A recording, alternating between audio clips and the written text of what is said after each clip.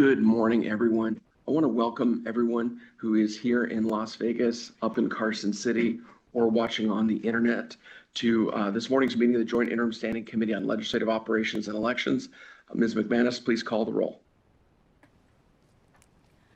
Senator Daly? Here. Senator Severs-O'Gara? Here. Assemblywoman Dickman? Assemblywoman Gonzalez?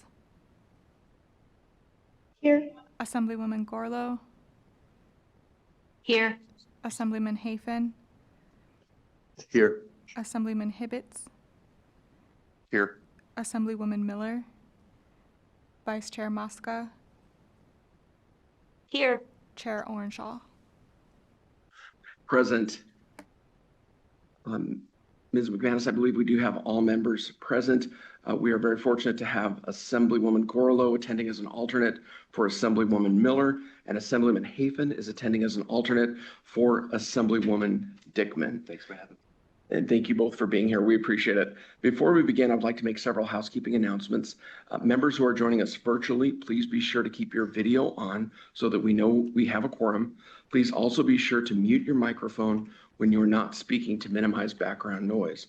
Today's agenda includes a work session during which the committee will decide certain legislative measures it will be requesting for drafting for the 2025 regular legislative session of the Nevada Legislature. Meeting materials, including the work session document, can be accessed on the committee's webpage located on the Nevada Legislature's website. We will have a public comment period at the beginning and at the end of the meeting. Public comment is limited to 2 minutes per speaker. Members of the public may provide testimony in different ways, all of which are listed on the agenda. To call in for public comment, please dial 888-475-4499. Again, that's 888-475-4499. When prompted for a meeting ID, enter the following meeting ID, 828-4442-2754. Again, that meeting ID is 828-444-22754. Then you press the pound button and then follow instructions, and it should guide you as to how to join the meeting to make public comment. If you wish to provide written comments, please submit them electronically by email to the following email address, loeinterim@lcb.state.nv.us, or you can mail them to the Legislative Council Bureau Research Division at 401 South Carson Street, Carson City, Nevada, 89701. Finally, I would like to remember the assembly persons and the senators to please silence your electronic devices, especially cell phones and laptops, during the meeting. With that, I'd like to move on to agenda item number 2, public comment. This is the first public comment section for today. There will be an additional opportunity to make public comment at the end of the meeting. Since we will be having a work session today, I encourage all individuals to address any item in the work session during this first public comment period. If you're here to support or oppose any of the recommendations, this is the time set aside for you to come forward. Please remember to state your name for the record and limit your comments to 2 minutes. Staff will time each speaker during public comment to ensure everyone has a fair opportunity to speak. Is there anyone who wishes to make public comment here in Las Vegas? I'm not seeing anyone. Up in Carson City, Senator Daly, do you see anyone? There is none. No, nobody coming up. There is none. Broadcasting, is there anyone on the phone lines who wishes to provide public comment?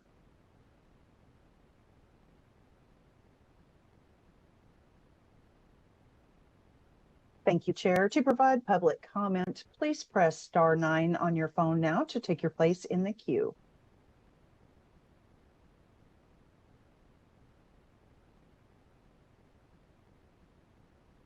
Good morning, Oscar Williams calling from Reno, Nevada. My name's spelled OSCARWILLIAMS.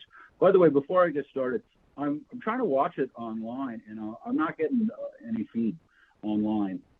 It's frustrating through my browser. I have some comments about this upcoming presentation, the cost of voter suppression. My basic concerns are that it doesn't include the taxpayer costs for equipment, software, training, storage, maintenance, and repair of election systems, nor the cost of the glitches, of which there have been many recently. And you know, in terms of taxpayer expense, the whole gist of this proposal is that the voter has costs. Well, we're getting taxed a lot for an election system, and that's part of the equation that is not in this report. It does not solve the 72% mail ballot waste that is endemic in universal mail ballots. It's just waste is built into it, and there's no solution here. It does not solve the inequity between those who use technology to register vote and or vote and those who do not. I realize the report identifies the costs of registering a vote and all that great stuff, but the solution seems a little elusive to me, and it would seem to me that voting in person is equal and fair for all, and it doesn't quite make that conclusion. That's a concern of mine. It also ignores the cost mitigation. Having more polling locations, in fact, having too few locations can be discriminatory. And when you add more polling locations, a lot of the costs and other things that the survey found would change. And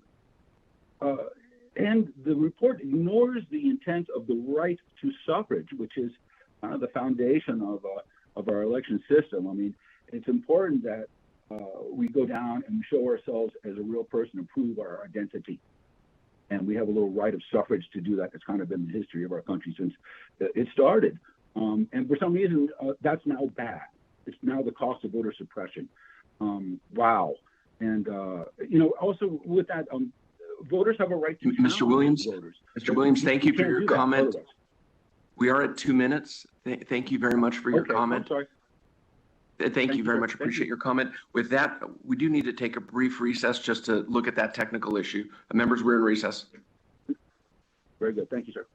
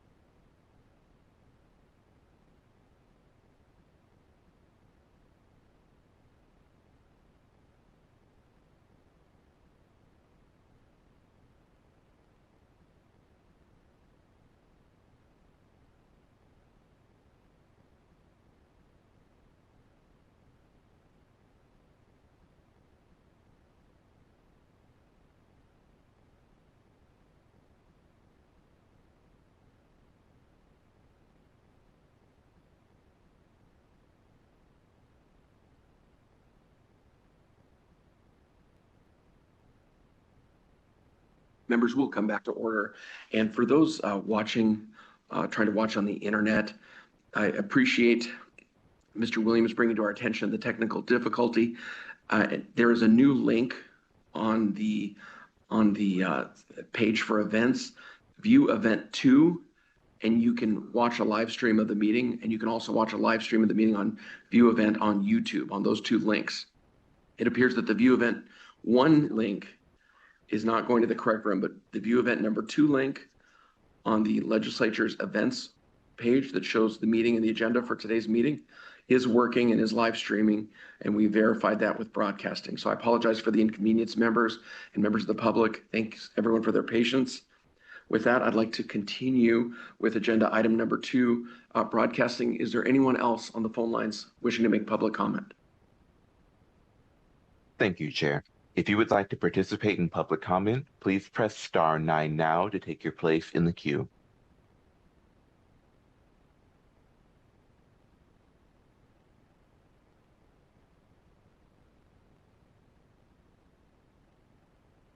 There are no further callers wishing to provide public comment at this time.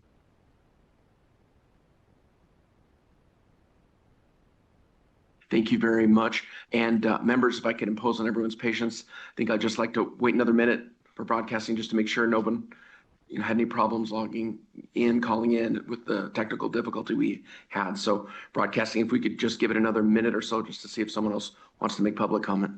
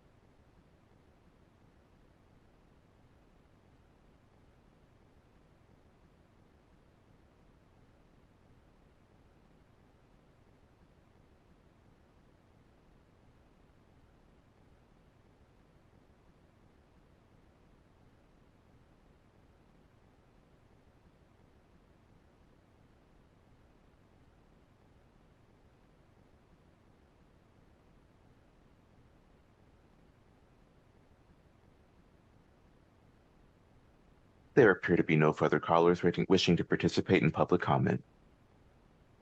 Thank you very much, broadcasting, and thank you, members, for your patience and your indulgence.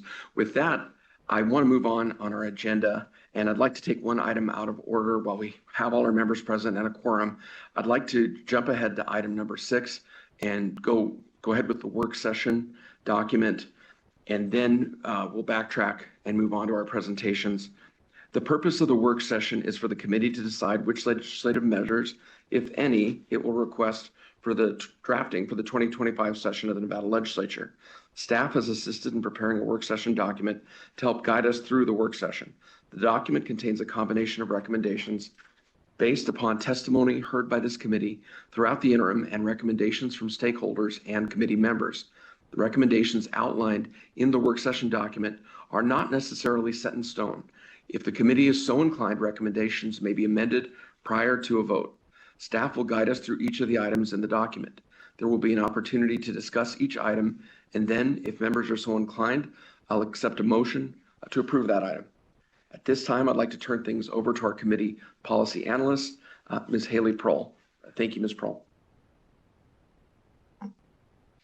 Thank you, Chair. For the record, Haley Prohl, Committee Policy Analyst with the Research Division of the Legislative Council Bureau. As a reminder, as nonpartisan staff of the LCB, I neither support nor oppose any of the measures that come before you today. You should all have in front of you the work session document. It's also available on the committee's webpage. The document has been prepared to assist the committee in determining which legislative measures it will request for the 2025 legislative session. The members of the committee do not necessarily support or oppose the recommendations in this work session document.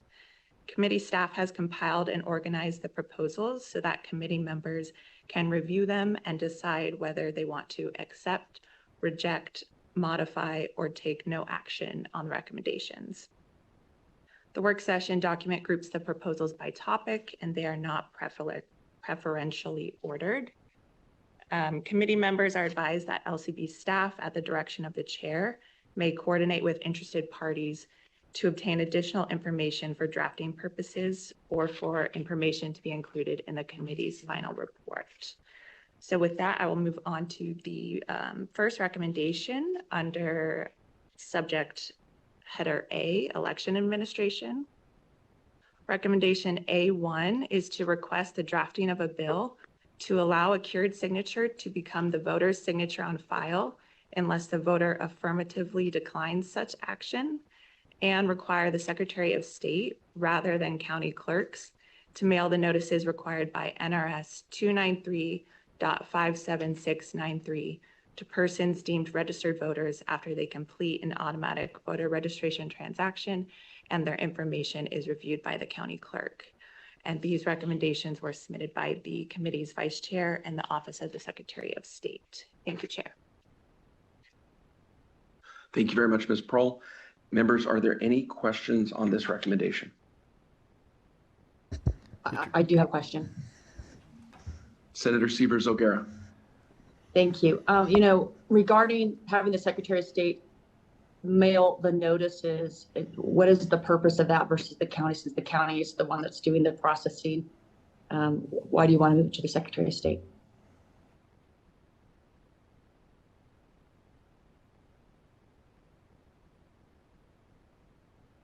Thank you very much, Senator Severs O'Gara. I'd like to open that up to our vice chair. Vice Chair Masu, for the record, thank you for the question. When meeting with many of the clerks from across the state, I've not been able to meet with all of them yet, but many of them had said that this is one of the things that they felt like would help them with their workload, and so it came from there. Thank you very much, Vice Chair. And I believe, but I'm so sorry, Senator Severs O'Gara. Before you, I'd like to go to you, but we do have Deputy Secretary of State Woloshyn up in Carson City, who might be able to opine as well. Deputy Woloshyn. Thank you, Chair. Mark Woloshyn, Deputy Secretary of State for Elections, for the record. And thank you for the question, Senator, through you, Chair, to the Senator. As the Vice Chair mentioned, this is something that a number of clerks have identified. This is, of course, related to the implementation of Assembly Bill 432 from the 2023 legislative session. That bill requires that when we transition to an expanded form of automatic voter registration, that the counties would have to send a notice to voters whose applications still need additional information, such as party affiliation. A number of the clerks have also expressed to me concern about cutting budgets and this increased fiscal requirement across the state, as well as the workload increase that these notices would require. I do want to specify that this strictly is limited to sending of those notices. The idea is that the automatic voter registration agencies, as the process will be going forward anyway, notify the Secretary of State's office, who then notify the county clerks, who then send out those notices. So this really would just result in the postcard notices coming from the Office of the Secretary of State to the voters themselves.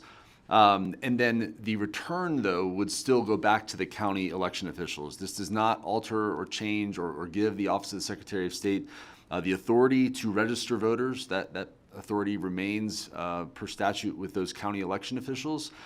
This is strictly a workflow and fiscal savings that is sought after here. Thank you very much, Okay. Deputy Woloshyn. Senator Severs O'Gara, any additional questions? No, thank you. Thank you. Mr. Chair. Assemblyman Hafen, and then I heard Senator Daly. I think Yeah. I've got Assemblyman Hafen first, then I'll get to you next, Senator Daly. Okay, thank you. Thank you, Senator. I had a question on 1A, the allowed to cure signatures to become the voter signature. Have we had issues with this particular where the signatures change over time? And if so, do we have an amount of how many times that this has occurred? Thank you very much, Assemblyman Hafen. And Deputy Woloshyn up in Carson City, may I reach out to you? Thank you, Chair. Mark Woloshyn for the record. And thank you, Senator Hafen, for the question. Chair, through you to the Senator. In regards to a quantity, I do not have those. You can go direct up for please feel free to go direct to the member. You don't have to go through the chair. Oh, thank you, Chair. Senator Hafen, we do not have a quantity currently. This is another one of those topics that has come up both from voters and election officials alike. Again, the idea is that when a voter does cure their signature, this would clarify the statutory authority for the county election officials to use that signature.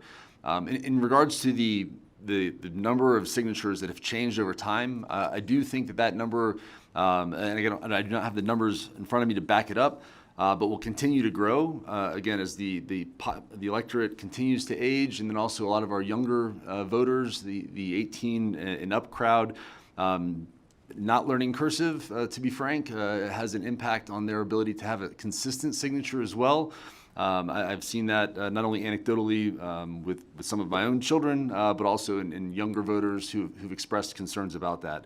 This is simply an opportunity to make sure that we are capturing those voters' current signatures year to year as we move forward to make sure that the security measure, that tool, the signature, is as accurate as possible going into every election. Thank you. And if I may, please go ahead. I look forward to seeing the data when this bill comes forward during the regular session, because I do see that signatures do change over time, but I would like to see the percentages of the change prior to this actually going to a floor vote. So thank you, and thank you. Thank you, Assemblyman Hafen. Thank you, Deputy Woloshyn. Senator Daley up in Carson City. Thank you, Mr. Chair. Similar question on that. So, and I know people, they get shakes or Parkinson's, various things, and they have different signatures over time. Everybody understands that. Is part of this coming from how is this signature actually collected and then implemented? Is it through electronic signatures where they're doing it with their finger? Because to me, I don't think anybody writes a consistent signature on one of those things. So if we're using those at a DMV or something, I see this problem growing rather than having a written signature and then use that as the verification. Is that a problem, or how are these things being collected?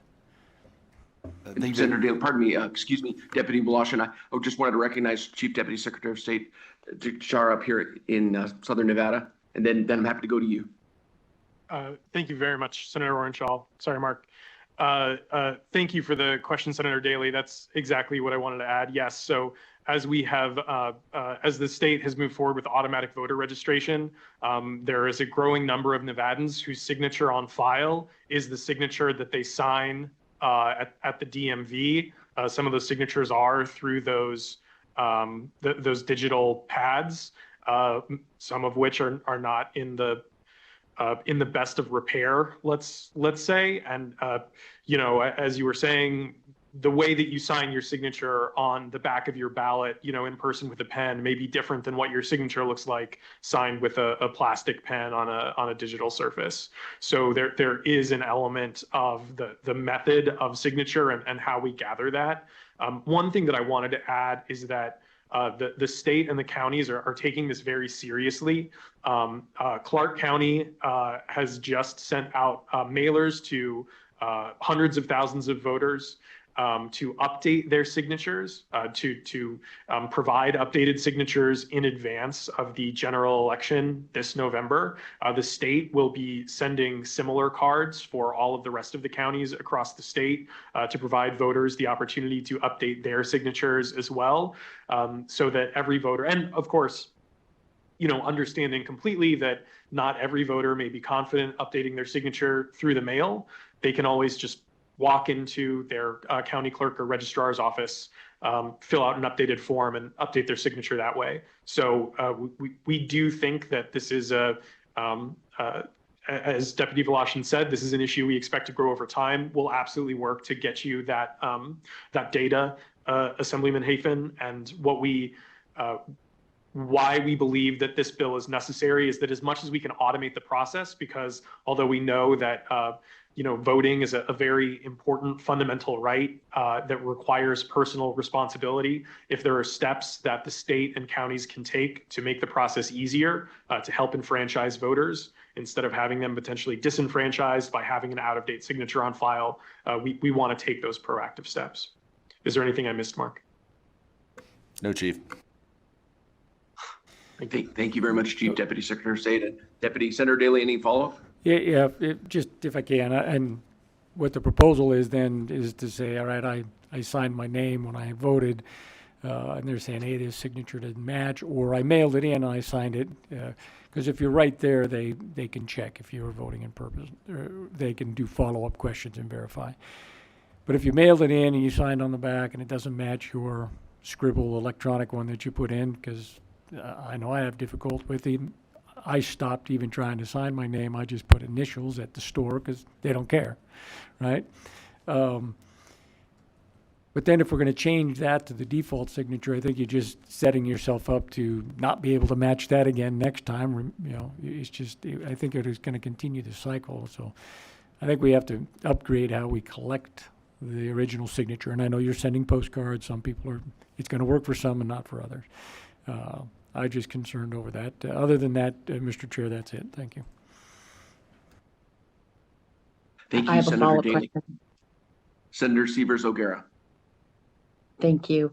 To follow up on some of the comments, if we're going to be sending out postcards so individuals can update their signature, the next time they vote, which would be the first time after they've updated their signature, will they require an ID to be able to vote? Because I know right now, whenever you go in the first time to vote, and since we don't have voter ID as a statute, that they're required to show an ID. So if they're updating their signature, are they required to show an ID the first time they vote after that?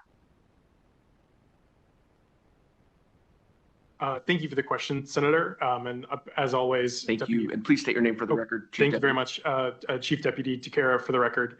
So no, proof of identity is required after voter registration, but not after updating. For example, if you were to change your address or update your signature, you do not have to reprove your identity each time your registration is updated. So you would not have to revalidate your identity after updating your signature. Deputy Voloshin, can you confirm that I'm correct there? That's correct, Chief. Okay, so I'm not really understanding that. So you're allowing someone to change the signature on file. Like if going through this curing process, that's different than what you're suggesting or what you're talking about, I think, right now. If you're going through a curing process and you have to validate your identification, that's one thing. And I know I've had some folks do that and it's worked well, and I don't have an issue with that. But if you're going to send out postcards asking people to update their signatures and then not confirm that that's the actual person who sent the postcard back, and that signature matches the voter, I think that's a problem. I think that's a gap in the system. So I think it's something you should look at. Thank you very much, Senator Severs O'Gara, Gabriel Takara, for the record. So we have included additional means of verification on each of those postcards, asking individuals to provide identification, the last four of their, for the state cards at least, the last four digits of their driver's license, the last four digits of their social security number or their date of birth, very similar forms of validation as they would provide if they were validating other elements in the elections process. So there are additional validation steps that are that are possible through this process. But again, the law is very clear on when you can require a voter to validate their identity, and updating their registration is not one of those times. Thank you very much, Chief Deputy Secretary of State. Vice Chair Mosca. Thank you, Chair. And I would just want to put on the record that for this specific one, it's the cured signature. So where this one has come from is if you get your ballot back to need curing, what happens is people will go and cure their ballot. But then when it happens the next time, they then cure their ballot again because the new one they put on file isn't able to be saved. So I just wanted to put that on record. Thank you very much for the clarification, Vice Chair. Appreciate that. And if Any additional questions? Assemblyman, pardon me, Chief Deputy Secretary of State, then we'll go to Assemblyman Hafen. I just thank you very much, Gabriel DeCare, for the record. I just wanted to add that all of the signatures on file, specifically for signatures for signature cure, all of the signatures on file are looked at. So if there is an initial signature mismatch, as Assemblywoman Mosca just indicated for the cured signature, just because those two signatures, the signatures that's used for cure and the signature on the ballot, if those two signatures don't match, then whoever is doing the validation, whether it's the poll worker signing someone in at a polling place or someone who is conducting that validation at a mail ballot processing center, then they look at all of the signatures on file for the voter. So at no point do those old signatures get ignored or thrown out. And if there is any discrepancy in, wow, one of these signatures really does not look like the other, that's clearly a flag that the county would immediately look at and potentially flag for the Secretary of State's office for investigation. Thank you very much, Chief Deputy Secretary of State. Assemblyman Hafen. Thank you. And I do have two questions here. It's a two-parter. Please go ahead. So the first part of the question is just for clarification, because I think I understand what we're proposing is to not change the curing process in any way, shape, or form. It'll be the current process. So currently it's a couple of security questions, a form of ID, social security, date of birth, et cetera. So just to confirm, that's not changing.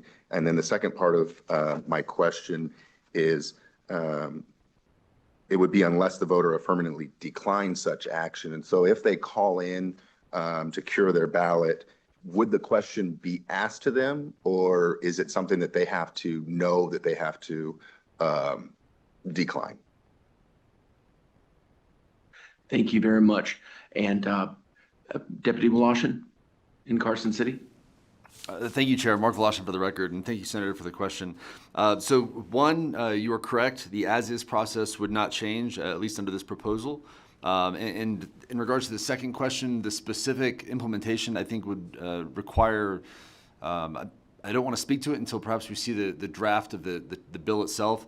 I do think it should be identified as part of the statutory requirements, just to make sure that there's uniformity in implementation across the state, such that if the correct answer is to ask a voter who calls in to affirmatively decline such action, then I think that I would recommend that be included as part of the bill text, specifically to make sure that there are no gaps, or if not, then ultimately it would be addressed through regulation to ensure uniformity.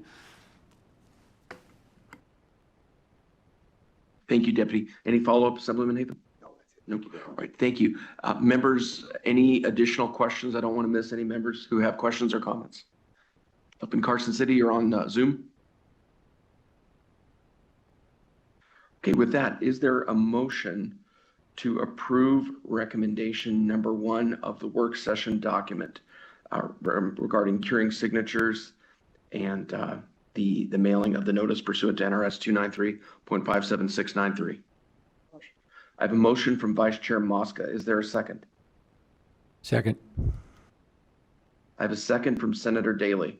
Is there any discussion on the motion?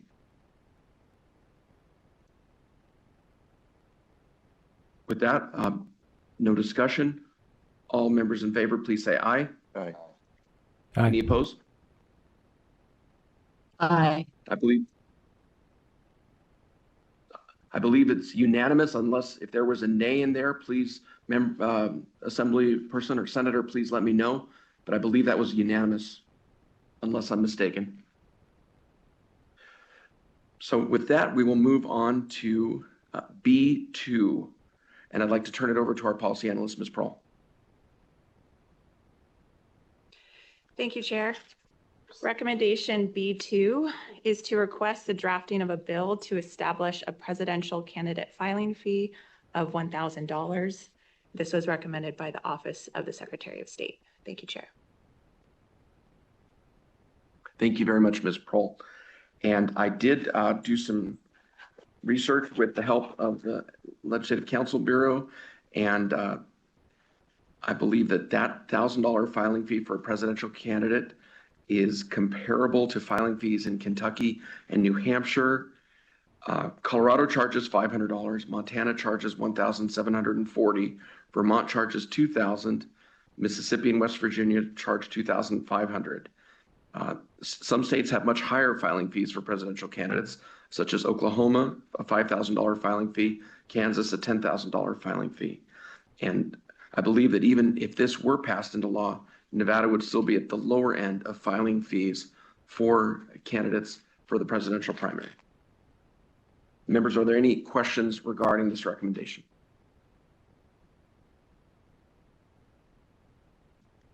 I'll go to Assemblyman Hibbets, and then I've got a question from Assemblyman Hafen. And if there are any other questions online or in Carson City, please don't be bashful.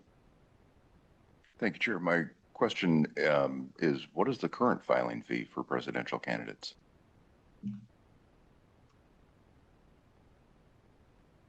Thank you very much, Assemblyman Hibbets. I'll turn that over to Deputy Woloshyn in Carson City.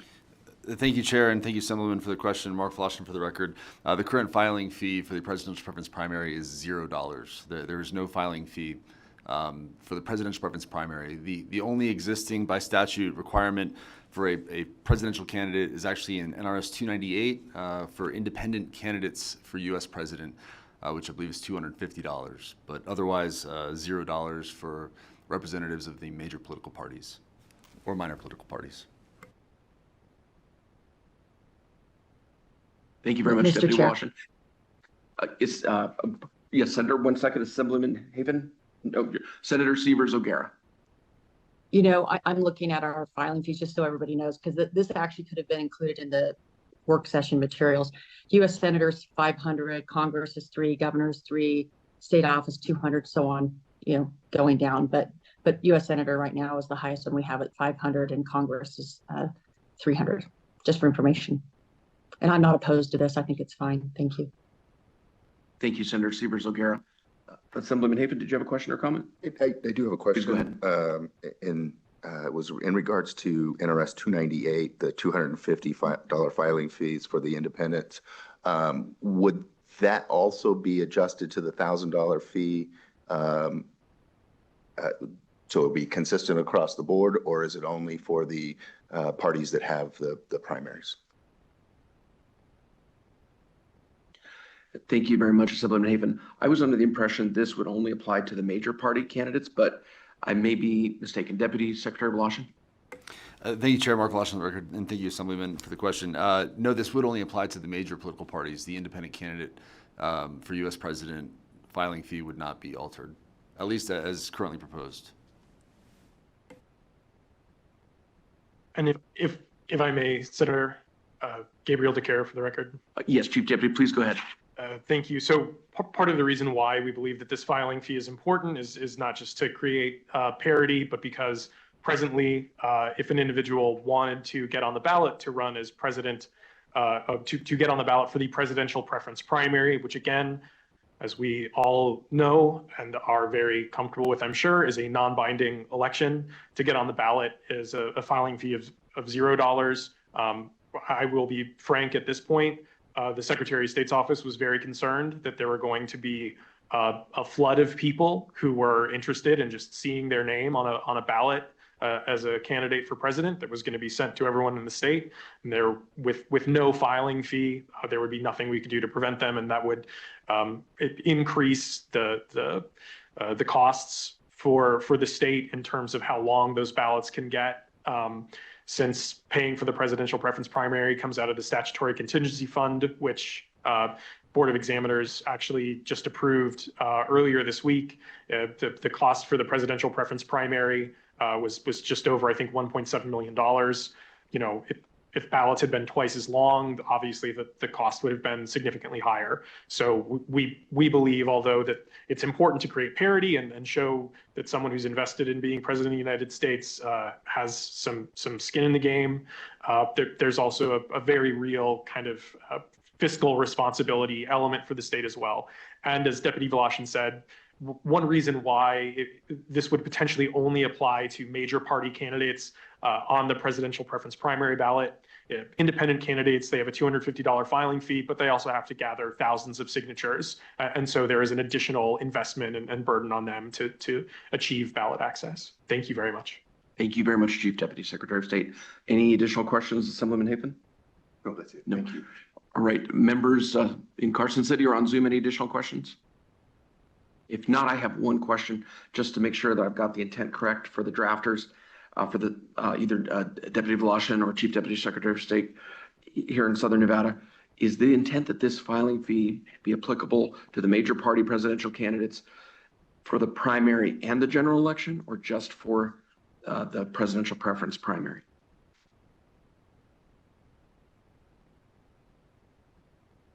Thank you for the question, Chair. Mark Voloshin for the record. Gabriel, Oh, sorry. go for it. Go for it. Just the presidential preference primary, Chair.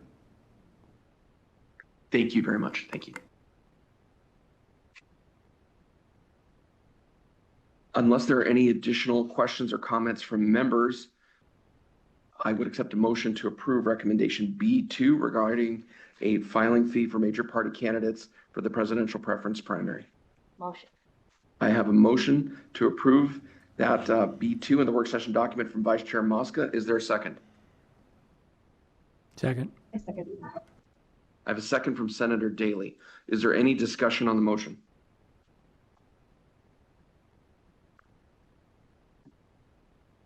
Okay, not hearing any discussion. All those in favor, please say aye. Aye. Any opposed? Thank you, members. Any nays, any opposition?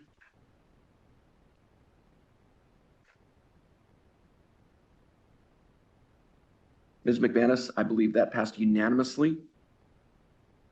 I'd like to now move on to our next recommendation, and that is C3 regarding drafting of a bill regarding field registrars and volunteer poll workers.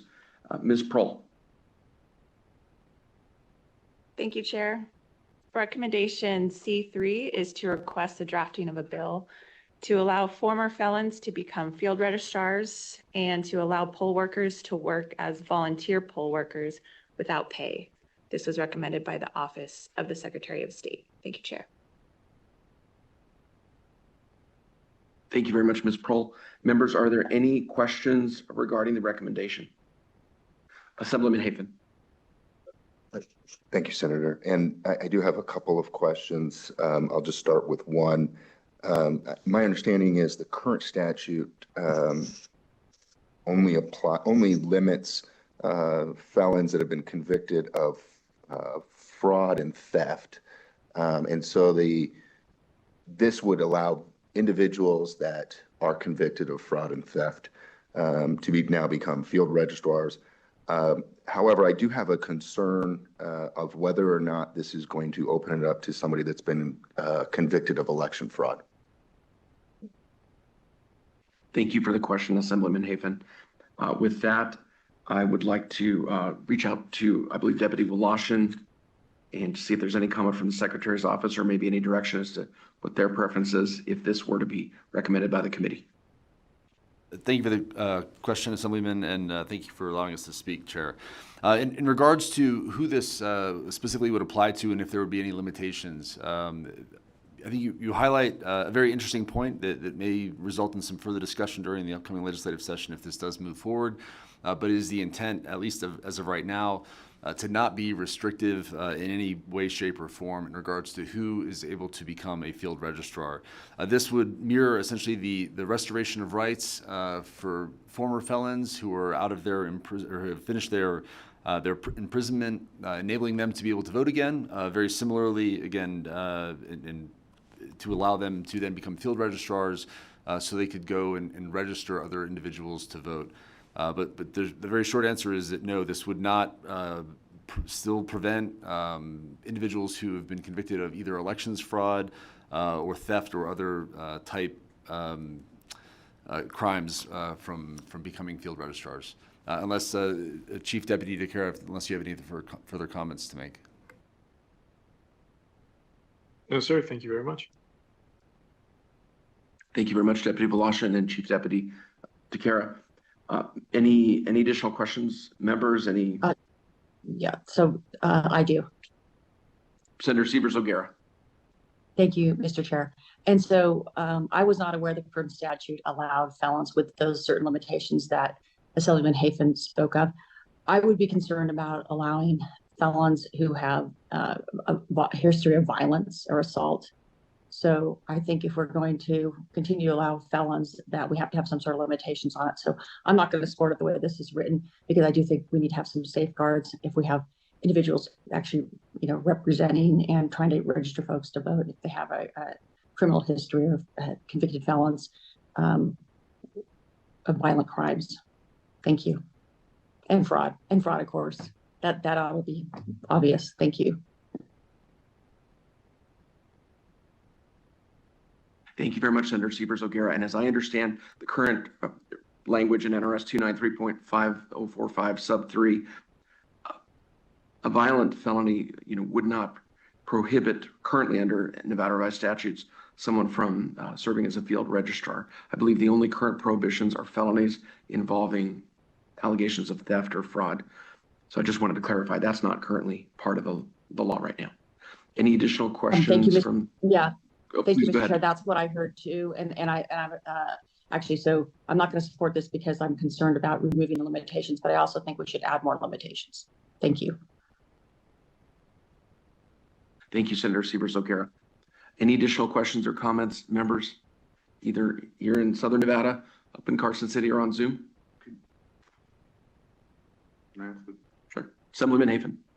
And I apologize. I'm green to this committee. It's my first time sitting here, so I have tons of questions. I'm struggling with this, and so that's why I have some questions. We appreciate you being here, so thank you so much. Ask as many questions as you have. Thank you for. If an individual is convicted of, let's just say, fraudulent business actions, and but then is appealing their conviction, how would this play into it? Let's restate that and say, how does the current law play into this versus what is being proposed? Thank you very much, Assemblyman Hafen. I am going to use my lifeline to reach out to our legal counsel, Ms. Clarkson.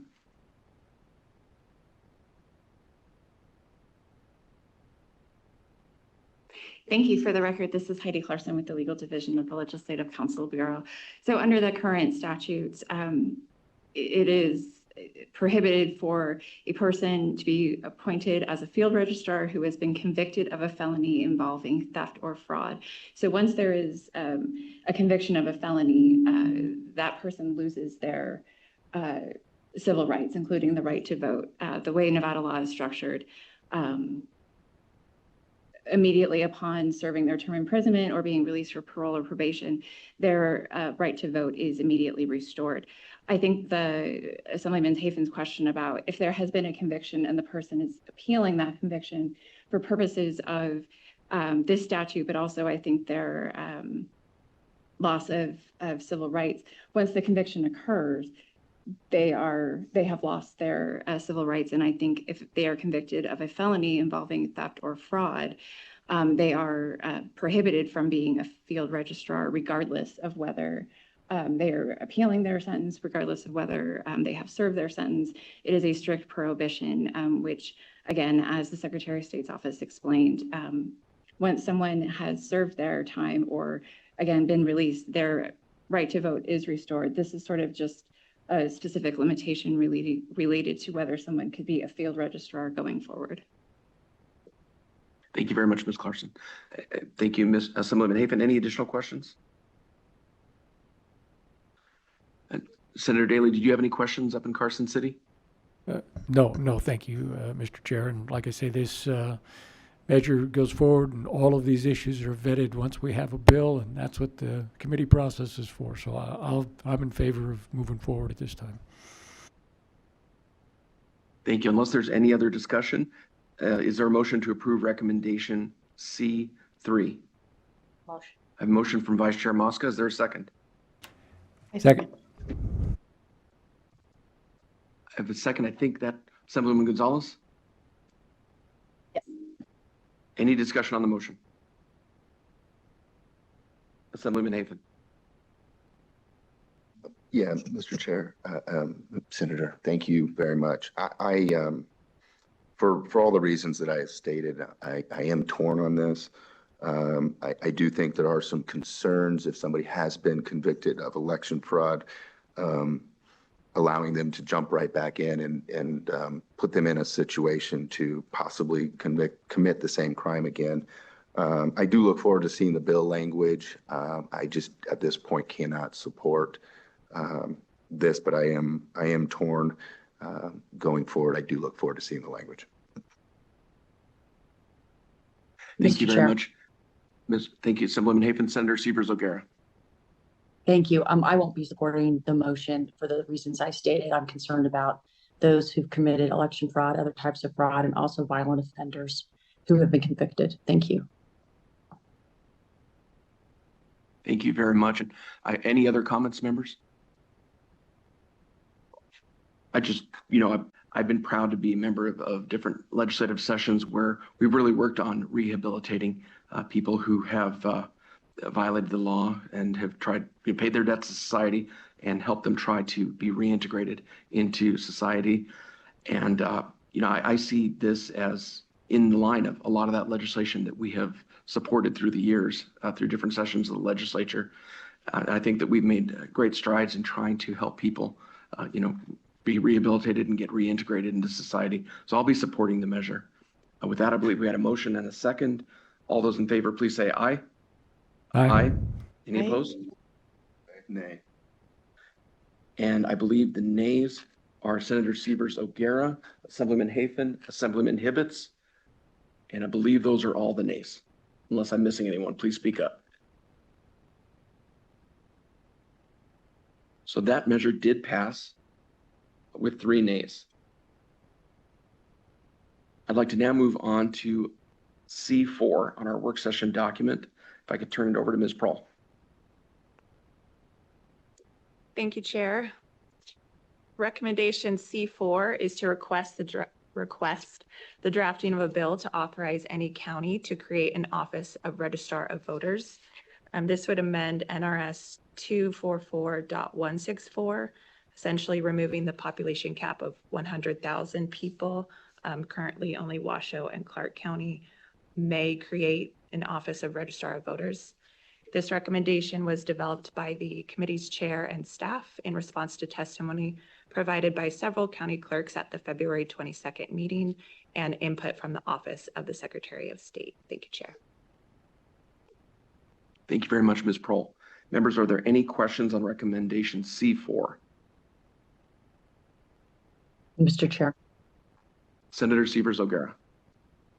Thank you, Mr. Chair. So, in looking at this looks like it's the bill that was vetoed, Assembly Bill 246. It's stated in our work session. Are there any changes from that bill versus this proposed legislation?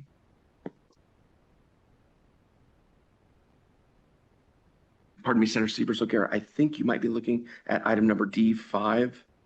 We're on C4, requesting the drafting of a bill to authorize any county in the state to create an office of the registrar of voters. We'd be removing the pop cap currently in statute of 100,000, which only allows Washoe and Clark. Oh, you're right. Thank you. I scrolled down too far. Thank you. No worries. Members, any questions, any comments on C4? With that, is there a motion to approve recommendation C4? I have a motion from Vice Chair Mosca. Is there a second? I second. I believe Assemblywoman Gonzalez, thank you for the second. Any discussion on the motion? Okay, not hearing any discussion. All those in favor, please say aye. Aye. Aye. Any opposed? I believe that was unanimous. If there was a nay, please speak up and let me know so we can record you as a nay, but I believe that was unanimous. Ms. McManus, I believe that was unanimous. So with that, we will now move on to D5, and I'll turn it over to our policy analyst, Ms. Prohl. Thank you, Chair. Recommendation D5 is to request the drafting of a bill to implement the provisions of vetoed Assembly Bill 246 from the 2023 legislative session, including requiring the Secretary of State to provide voting materials in the language of a limited English proficient minority group if such group has at least 20,000 qualified electors statewide, and requiring individual counties to also provide such voting materials if there are at least 5,000 qualified electors of an LEP minority group in the county, requiring the Secretary of State and authorizing county clerks to establish a toll-free telephone number for election translation services, creating the Language Access Advisory Committee within the Office of the Secretary of State, which must identify language accessibility programs and services for elections that could be implemented in Nevada, authorizing a person registering to vote to request a sample ballot in a language other than English, and requiring county clerks to make good faith efforts to hire bilingual poll workers. This was recommended by the committee's vice chair. Thank you, Chair. Thank you very much, Ms. Prohl.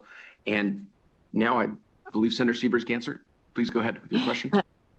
Thank you, Mr. Chair. I just wanted to know if there was anything different about this proposal relative to AB 246 from last session. I believe that this is the exact language of the enrolled bill, but I'll turn it over just to the policy analyst to verify that we're requesting that. Ms. Prohl? Thank you, Chair. That's correct. As this is worded, it would be the enrolled version of Assembly Bill 246 from the 2023 legislative session with no changes. Thank you. Thank you. And if I can follow up, Mr. Chair, is that fine if I follow up? Yes, please go ahead. Thank you. So I'm looking at 5A, and it looks like the 20,000 qualified electors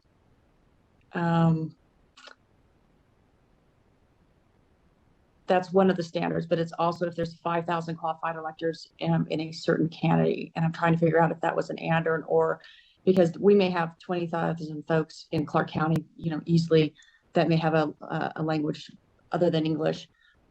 But would this create a standard that if there are 20,000 statewide, no matter what county they're in, then we have to have ballots printed in that? Or is it an and clause so that you have to have 20,000 statewide and in certain counties 5,000, or if there's 5,000 in certain counties, not all counties, then they have to do it individually. So can you help explain what the standards are if you're a small county? Oh, hold on. I wasn't sure if you could hear me. Okay, if it's a small county, would they have to print in a certain language if it's 20,000 in, statewide?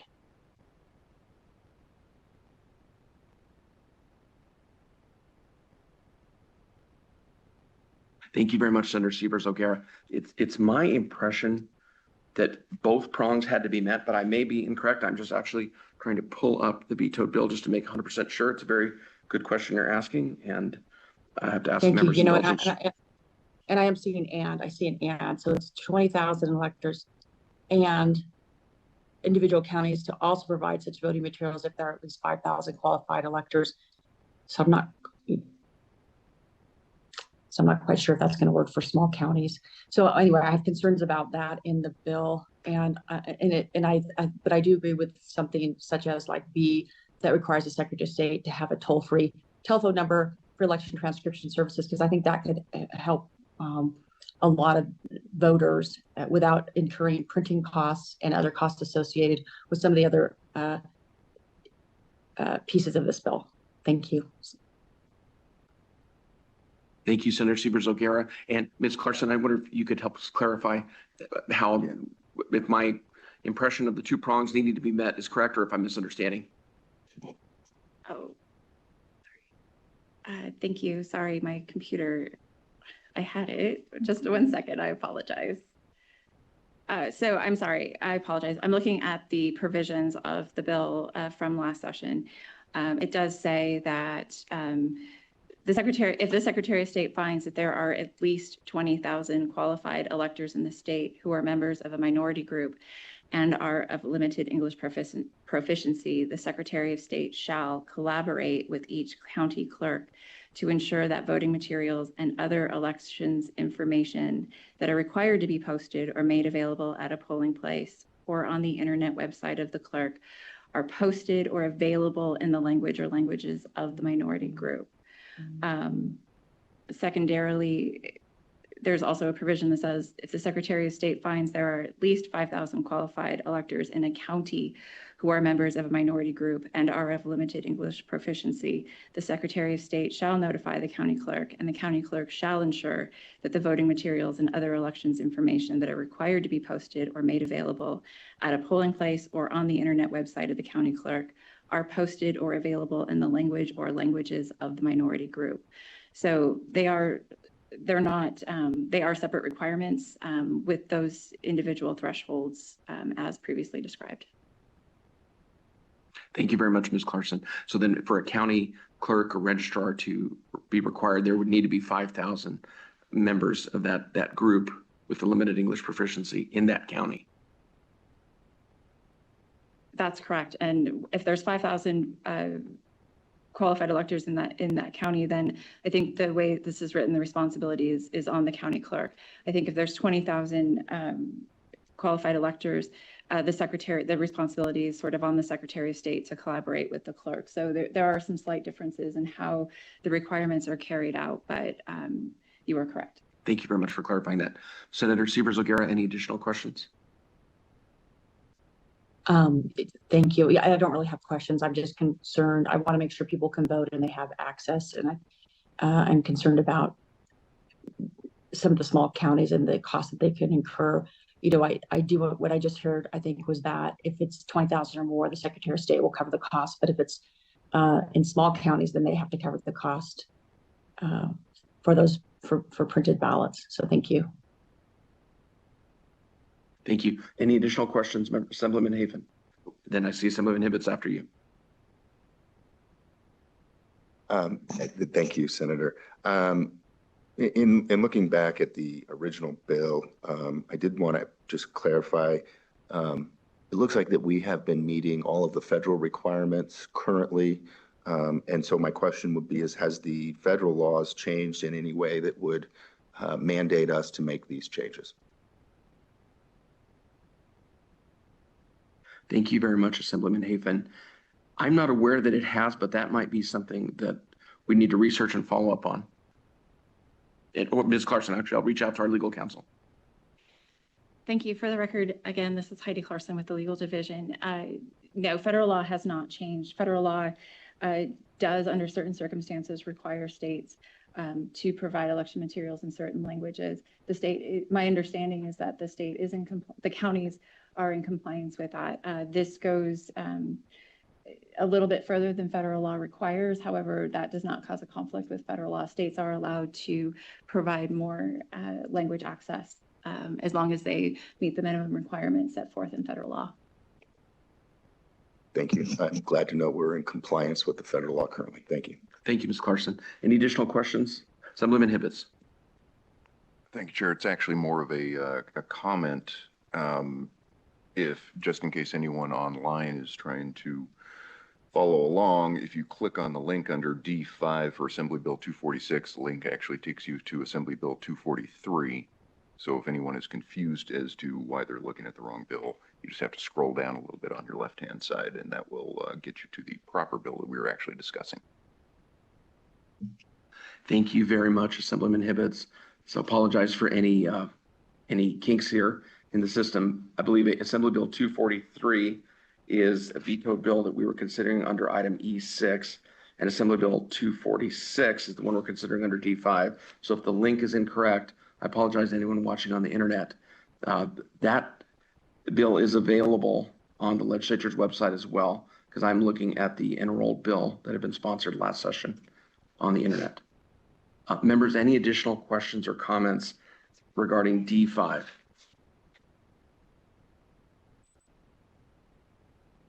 Senator Daley up in Carson City, I don't want to miss you if you've got a comment. Assemblyman Gonzalez. No, I'm good. Thank you. Right.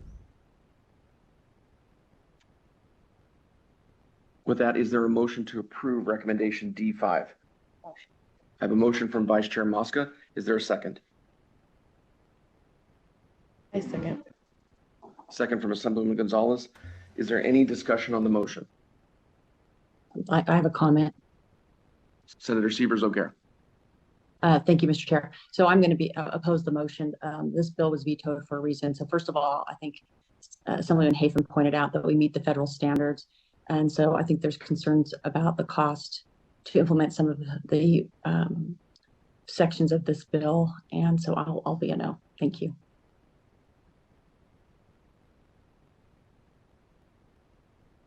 Thank you very much. And I'll be supporting the measure. I believe that anything that can help make sure that people can participate in the election process and not have, an obstacle in front of them, then I think this bill will be very helpful to make sure that people can participate. So I'll be supporting it. Members, any additional questions or comments? With that, all those in favor, please say aye. Aye. Aye. Any opposed? Thank you. Any opposed, please say nay. Nay. Nay. Thank you. And I have the nays as Senator Sievers O'Gara,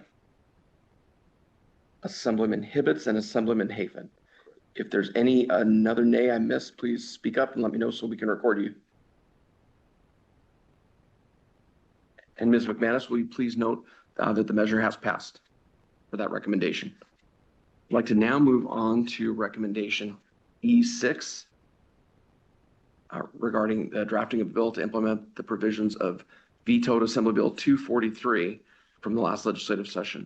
And I'll turn it over to Ms. Prohl. Thank you, Chair. The final recommendation on the work session document today is recommendation E6 to request the drafting of a bill to implement the provisions of vetoed Assembly Bill 243 from the 2023 legislative session. The bill made several changes to the interim committee structure of the legislature, all of which are outlined below. So if it's okay with you, Chair, I don't think I'll read through them all, but this recommendation is essentially the enrolled version of Assembly Bill 243 from the 2023 legislative session, and it was recommended by the committee's vice chair. Thank you very much, Ms. Prohl, and thank you, Vice Chair Mosca, for your hard work on this committee and on these recommendations. Are there any questions regarding this recommendation, members? Yeah. Assemblyman Hafen. Sure, we'll be at ease for just a minute.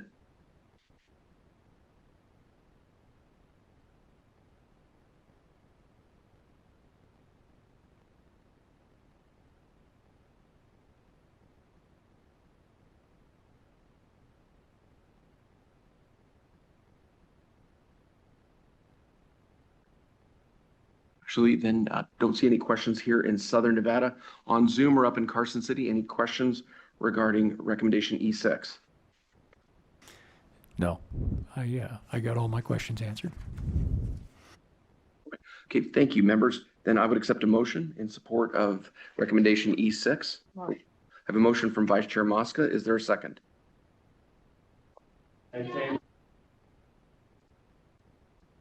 Second from Assemblyman Gonzalez.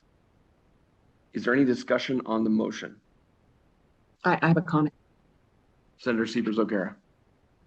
Thank you, Mr. Chair. So, and we're talking about E6, correct? Just to make sure. Yes, E6, which would be drafting of a bill to implement the provisions of vetoed Assembly Bill 243 from the 2023 session. Since we didn't go over all the details. So, I have some concerns about the bill, especially when it comes to some of the legislative committees and organizations like the TRPA. The folks who are on that board, that agency, have to represent the Tahoe area. And I think they're very sensitive to who's a member of that, because they have to be people who are engaged in that area. And, when you're trying to reflect the same as what we have in our joint interim committees, I just don't think that makes a lot of sense. There's also substantial changes here to like the requirements for voting. I think it's a minimum of 5 individuals have to be affirmative for something to pass. I think there's also some language that changes disclosures regarding legislative meetings, events, trips, and so forth under the Nevada Lobbying Disclosure and Regulation Act. And I think we have pretty strict laws to make sure no one is benefiting from either being a staff member or being a member of the legislature. And I think we need to make sure that we keep that language tight and we don't open the door to having someone abuse their position or perhaps not disclose when they've received funding for an event or some other gift. So I'm going to oppose this legislation.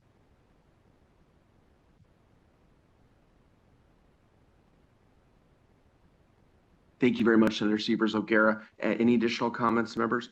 Assemblyman Hibbets.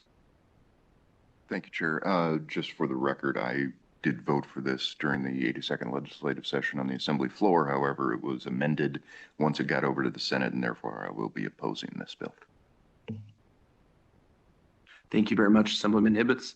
And again, I do want to remind Assemblyman Hafen.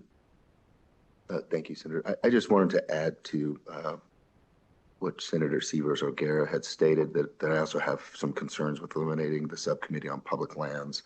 And so therefore I will continue to be a no on this bill draft. And thank you, Assemblyman Hafen. I appreciate those concerns. And I do want to remind all members that this is a recommendation for the drafting of a bill. There still will be hearings, assuming this passes, at the 2025 legislative session.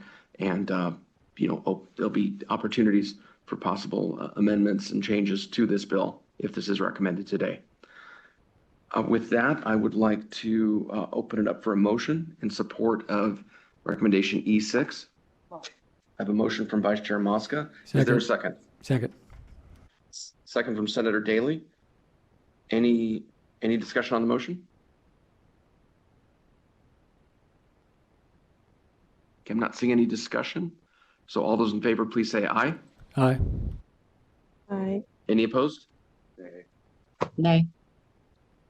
Nay. And thank you. And I believe the nays are Senator Sievers O'Gara, Assemblyman Hafen, and Assemblyman Hibbets. And if I missed a nay, please speak up so you can be recorded as a nay.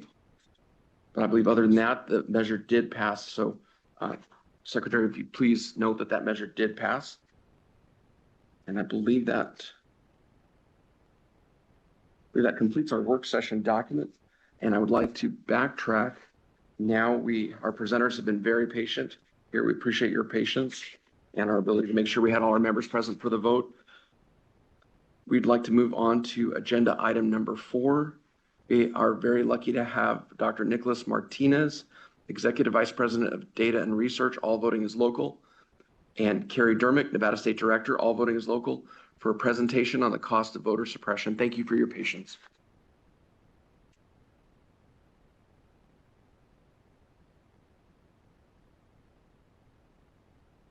Mr. Chair, while they're getting moving up to the to speak, Senator Sievers O'Gara, please go ahead. Thank you, Mr. Chair. And so, I'm looking online. I looked online a few days ago to go over the agenda and the information, and there was a presentation that was available publicly at that time. But now when I pull it up, it basically says that due to copyright issues, the handout is on file at the Research Library of the Legislative Council Bureau and provides, how you can obtain that. So I'm not quite, I don't know if that's a mistake or why that was pulled down. And, we'll be at ease for a minute, members. I'm concerned about folks being able to see it who are attending virtually, the public.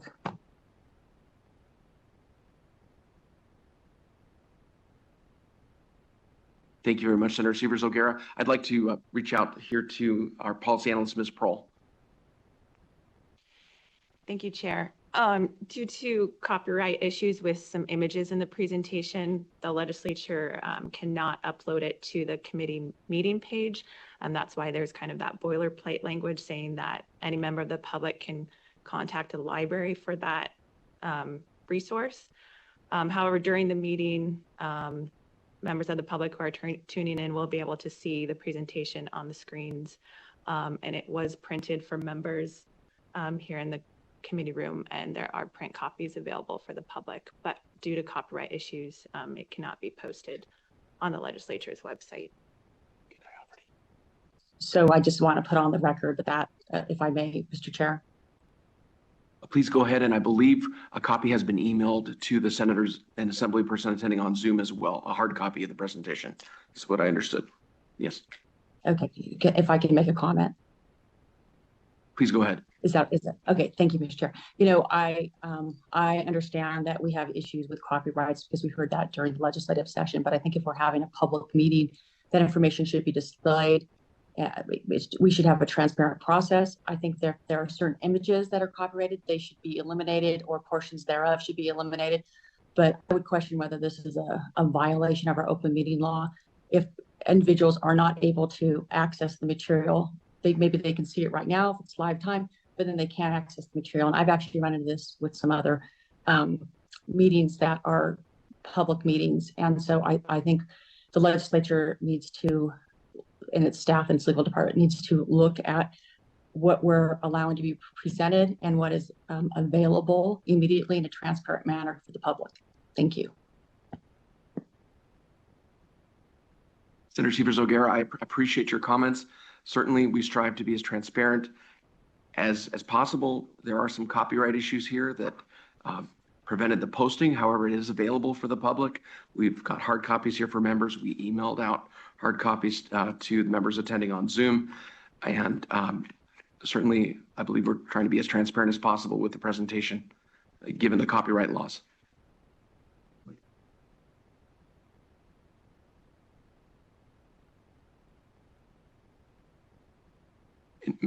Dr. Martinez, please go ahead whenever you're ready. Okay. Assemblyman Hafen has a quick question before we start.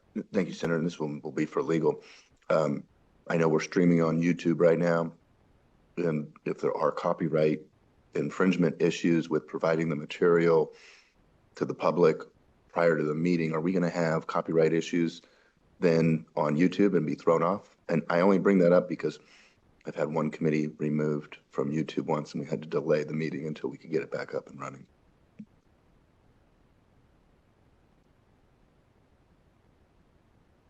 For the Ms. record, Clarkson, thank you. I apologize. For the record, this is Heidi Clarkson with Legal Division. So the research and the guidance that we've been provided as far as presentations, there is a difference under federal copyright law as far as posting on Nellis, which that republication on Nellis does implicate copyright issues. So if a copyrighted image or other copyrighted material is posted on Nellis, that puts the legislature in a position of republishing that copyrighted image. We do not have permission generally from the copyright holder to publish those images. So that is an issue with the publication on Nellis. As far as the presentations during the meeting, that is not considered publication. It's allowed under the fair use doctrine of federal copyright law. So there is under federal law a difference between someone providing copyrighted material as part of a presentation and that image being displayed during the meeting. Where we have legal concerns is the publication on Nellis.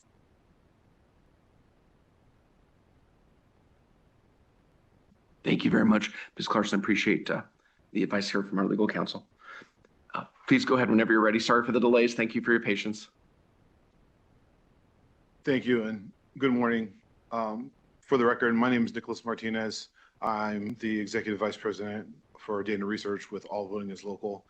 All Voting is Local is a multi-state, nonpartisan organization that fights against state and local policies that silence voters of color and other historically marginalized communities, and advocates for pro-voter policies that expand access to the ballot, not just in election years, but in every year. And today I'm here to speak to you all about a research project that we recently conducted that looks to quantify the cost of voter suppression in America, with a subtitle here of How High Fees Are Blocking Access to the Ballot. And I hope everyone can see the presentation fine now. Yes, well, we can see it, members. I can see it on our screen. Thank you. During the course of the conversation today, we've all heard that elections are not cost-neutral endeavors. And one of the things we wanted to do as an organization was to research this question and understand what portion of the cost of running an election and participating in an election is burdened by the voter themselves. And so in collaboration with, the independent nonpartisan research firm, Classer Consulting, we conducted a survey of voters across the nation to better understand this question of how election laws and voting policies affect a voter's ability to participate in our democracy. So with those survey responses, we estimated the real out-of-pocket costs voters face when attempting to cast their ballots and make their voices heard. What we learned from our survey, and this is a survey we conducted in the kind of the latter half of 2023, is that overwhelming majority of Americans do believe in the power and responsibility of the vote. And they also believe that making the process as seamless as possible is kind of paramount. And they believe that states and local jurisdictions should work to adopt policies that expand and not limit access to the vote. So what do we learn? Overall, voting should be easy. 83% of people who are eligible to vote agree that voting should be as easy as possible because it is a fundamental right and responsibility that is crucial to our democracy. And when we dive into those numbers, we found that from our sample, 92% of Democrats, 82% of independents, and 83% of Republicans agree with that view. This is across the board. People believe that voting should be as easy as possible. And that only 8% of people who were surveyed in our study say that voting is a privilege and therefore should be difficult to accomplish. So a very small minority of people believe in the opposing view.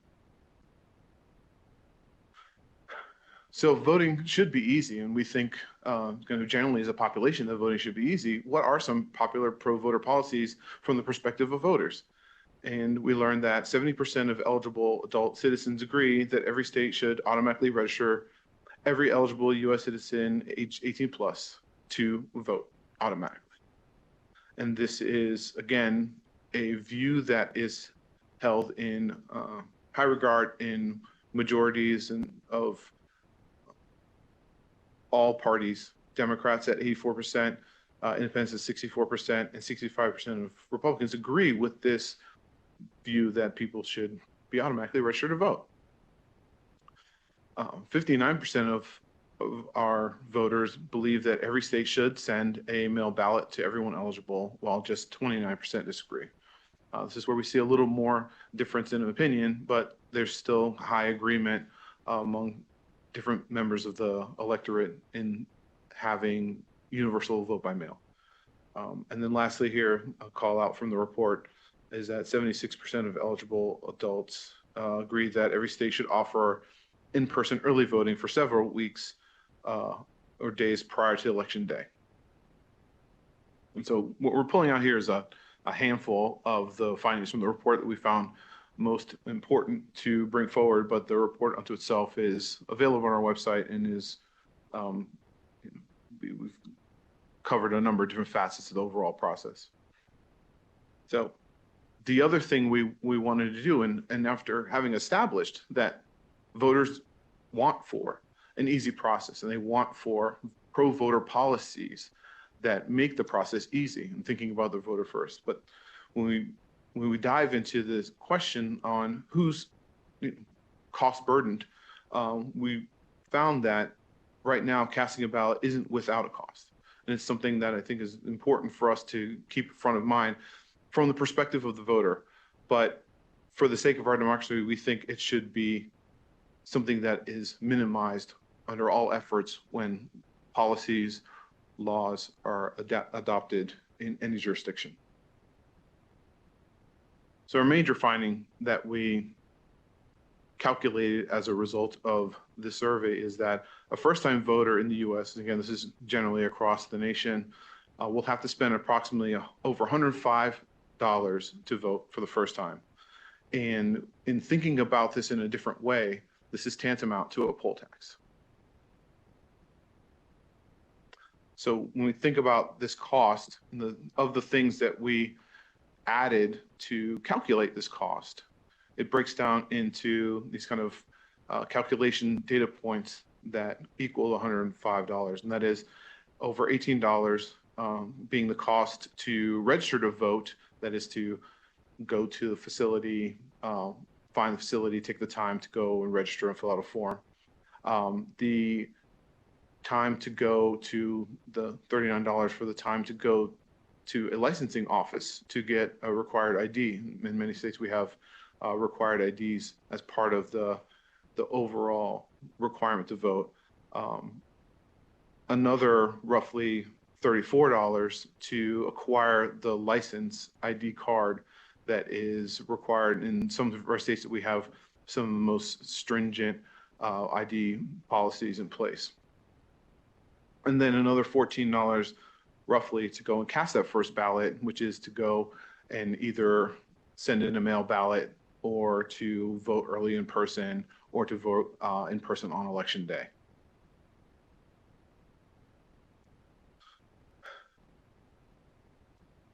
In a nutshell, that $105 might seem kind of inconsequential, but to many voters out there, $105 might mean a week's worth of groceries and heat in the winter.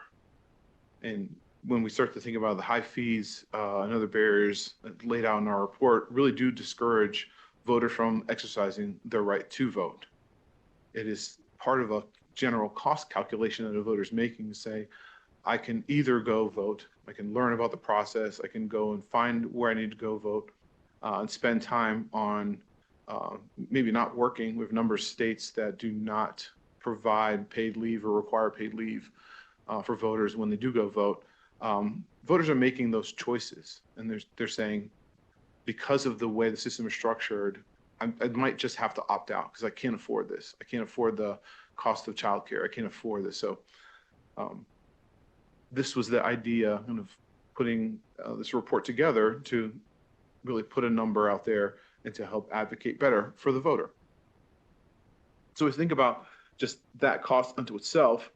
And we, in addition to asking those questions, other questions, when voters responded kind of to the prompts about the process, more than half of our voters said they found it, they've been unable to or had a lot of difficulty for voting because of reasons like having missed the registration deadline for those jurisdictions that have a book closing deadline that precedes the election date itself, instead of having registration all the way through election day, for instance. Not knowing where to vote or being unable to find a polling location, early vote location, especially when there's changes in a jurisdiction. We say like, I've been voting at the local high school for the past 10 years and all of a sudden it's changed and I have to go to a civic center that I'm unfamiliar with on another part of town. Undelivered or lost election mail, such as voter registration forms. So voters having gone through the process and then not hearing anything back because their information has been kind of lost in the ether. Or lastly, being turned away from a polling place despite being eligible. So having gone through and taken the burden of these costs and tried to exercise their right, but then being turned away at the last minute.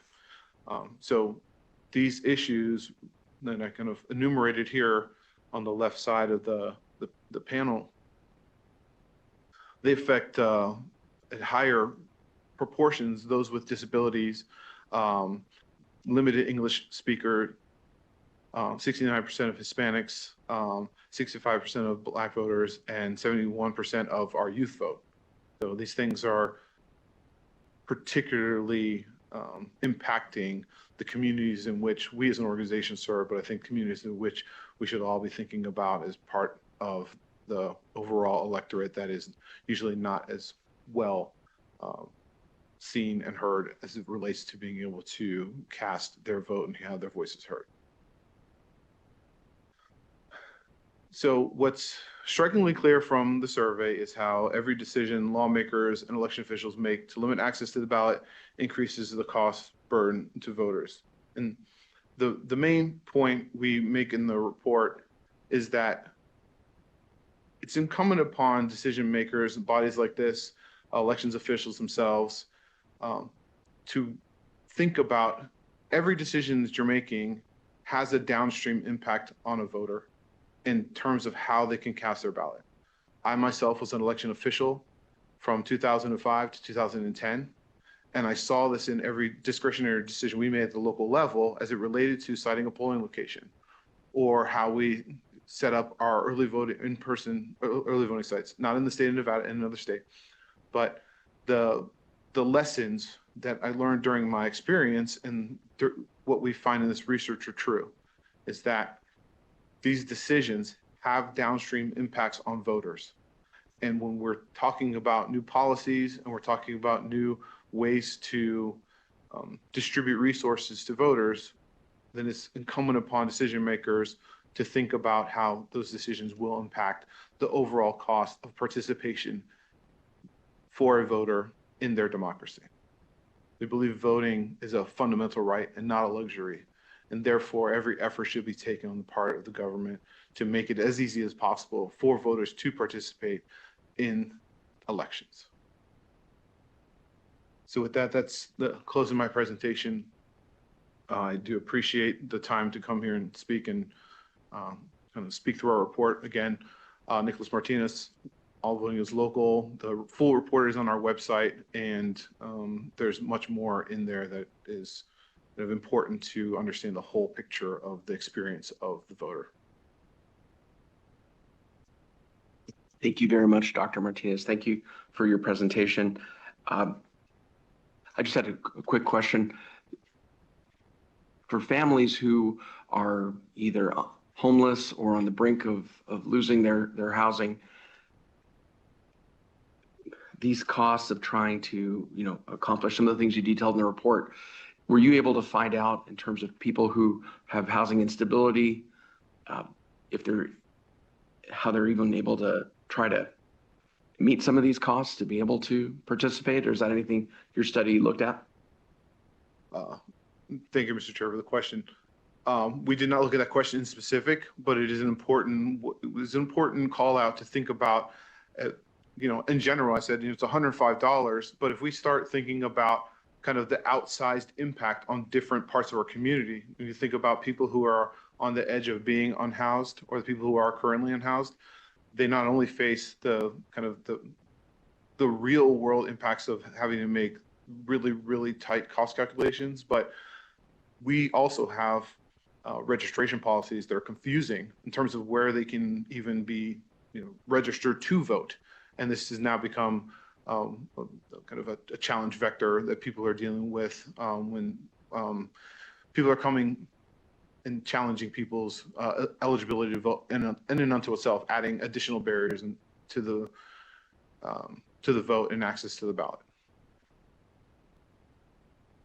Thank you very much, Dr. Martinez. And I have to impose on members' indulgence and on our presenters. We need to take a brief recess. We're having another technical difficulty. Sorry, we're a brand new building here and trying to work out all the kinks. So I apologize.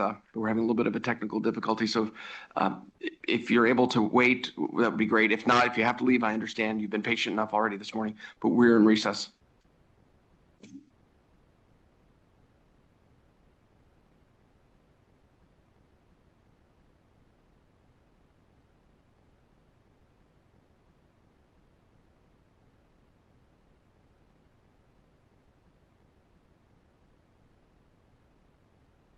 Members, if you need to use the restroom, get a snack.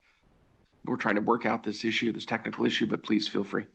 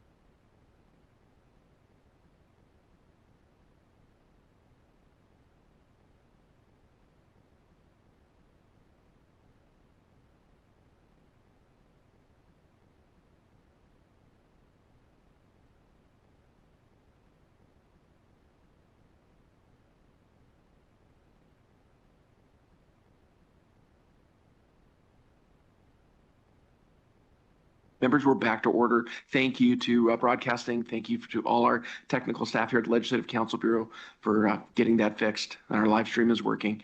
Thank you very much for answering that question, Doctor. I believe I have a question from Assemblywoman Gonzalez. Hello, thank you so much. One of my questions was, in your presentation, you mentioned that voters complete the process and then they're still being turned away at voting locations. So I was just wondering if you could go into more detail about why they're being turned away, especially if they've done everything that they need to do to vote.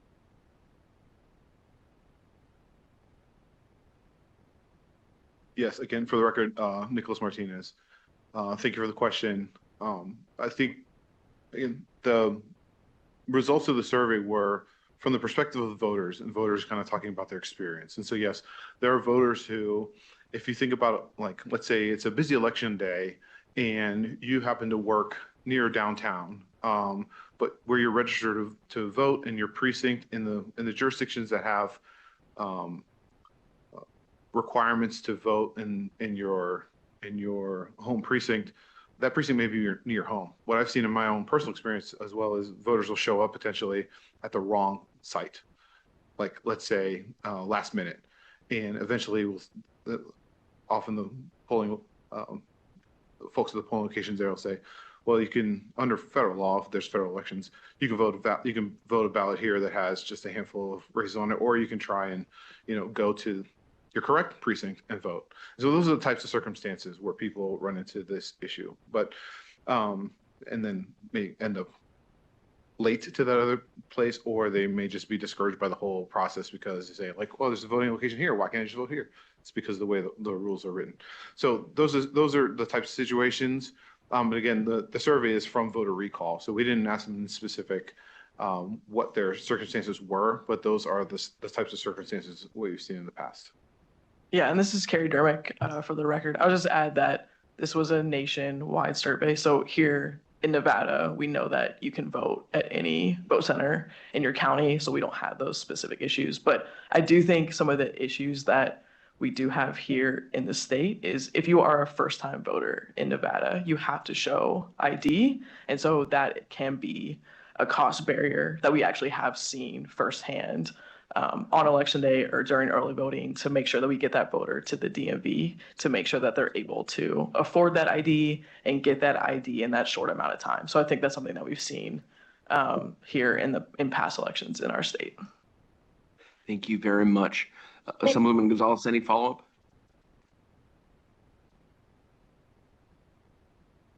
Yes, so sorry. And then I had a question in regards to the fees about like getting your ID from the DMV and things like that. Did any of your data or any conversations with voters talk about the barriers into getting their birth certificates and what that cost may be to then be able to get their ID to then register to vote on all the things? That is an excellent question. Thank you again, Nicholas Martinez, for the record. We did not ask that question specific. We had a pretty robust survey instrument that had a number of questions to really understand kind of fundamentally the basics of how people kind of interpret their experience of having voted.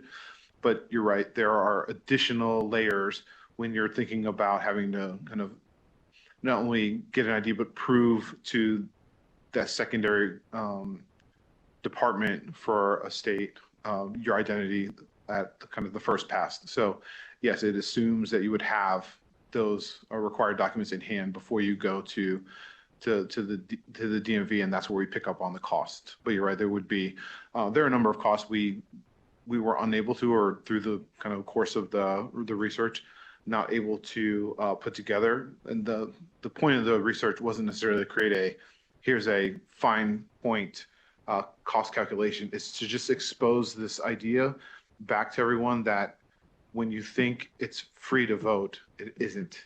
And it is different for everyone from their own experiences on how they are able to participate in the process. And this is just a baseline that we can modulate around. Thank you very much. Any additional follow-up, Assemblywoman Gonzalez? No, thank you so much. Definitely something that I'm interested in looking at and researching more about.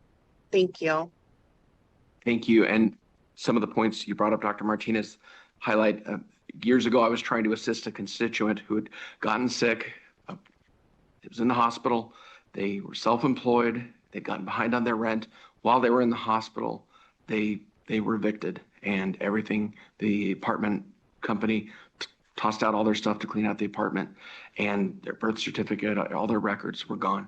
So they basically, once they got out, were going through the apartment dumpster, trying to find anything they could salvage, and really starting from ground zero to, find things like birth certificates and things like that.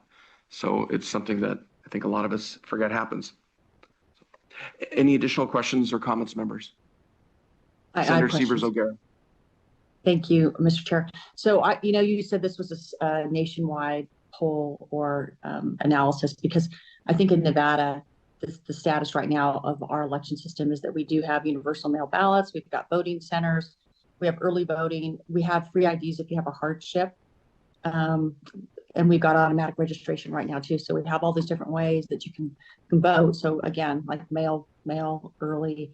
If you're overseas, you can get overseas ballot and be able to vote that way too. So I think a lot of the costs that were presented today with the status of the current system that we have in Nevada right now, that those barriers don't exist. But I do think there are potentially hardship cases, and I think we've tried to take care of that. I think we've also passed we have passed statute that tries to help those who are exiting the prison system to be able to get identification too, because we know that's an issue, just so they can get work. So I appreciate the information that you provided, but I think Nevada's worked really hard to make sure that we have voting accessible. And whether you agree with all the methods or not, it's really broad. And so I appreciate some of the work that's been done. And I think the voting centers will make a difference, because we didn't have those for quite a while. And I'm hopeful when we have a top-down system, when we change from the silos that we have county to county right now, and we do a top-down system, that it won't matter where you are in the state, you'll be able to vote. But I know I go to the grocery store, I go to early vote, and I go to the grocery store. We have access for folks who are in malls. We have it all over the place. So I know you're a national organization, but I think that a lot of the costs that were presented, actually, they're just not incurred in this state. So thank you.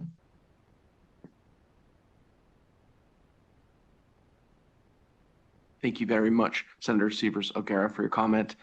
Members, any additional? Assemblyman Hibbets. Thank you, Chair. I know you said this was a national poll that was done. How many respondents from the state of Nevada?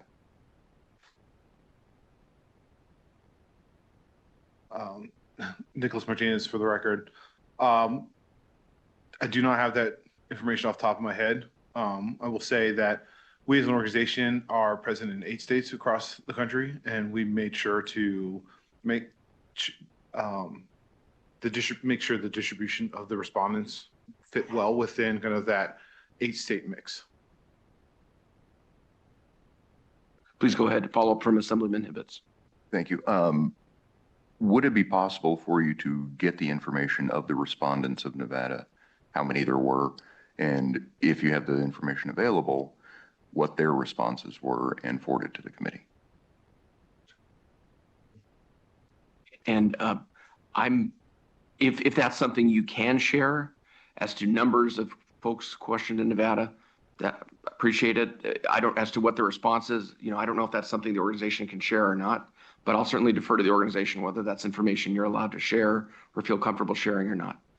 I'm interested in it if it is something you're able to, but if not, I completely understand that there are certain things with polling that maybe some organizations are not able to. Public. Dr. Martinez. Yes. Thank you again, Nicholas Martinez, for the record, and thank you for the question. We can look at the number of respondents from each of our states, and I will work with my colleague here, Carrie, who is on the ground here in Nevada, to share that number with you all.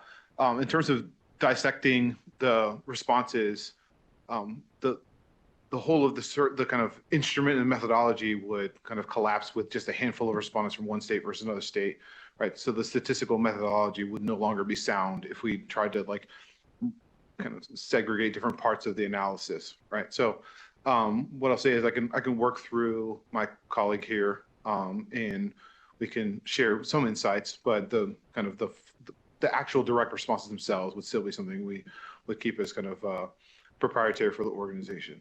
If I can just take one more second and be responsive to Senator who's Please go ahead. online. We are having a quick aside, Carrie and myself, during the recess.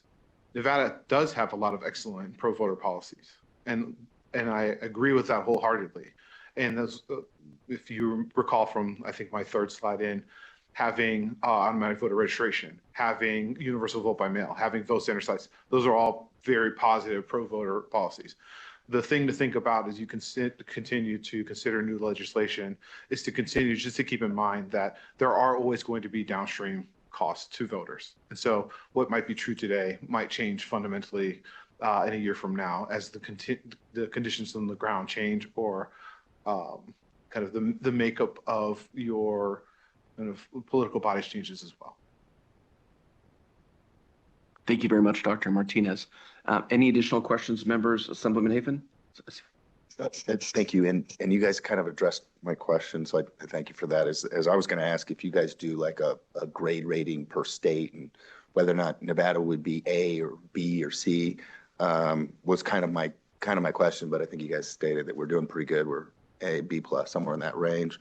And so I do appreciate it. But if you do, because I know like transportation sometimes can be difficult in the state of Nevada geographically. And so if you guys ever do some of that stuff, if you could let us know, love to know how we're doing and what we could do better. You mentioned that the cost of the IDs. I actually had a bill last session that would have provided free IDs. Never got a hearing for some reason, but that's probably neither here nor there. One of my questions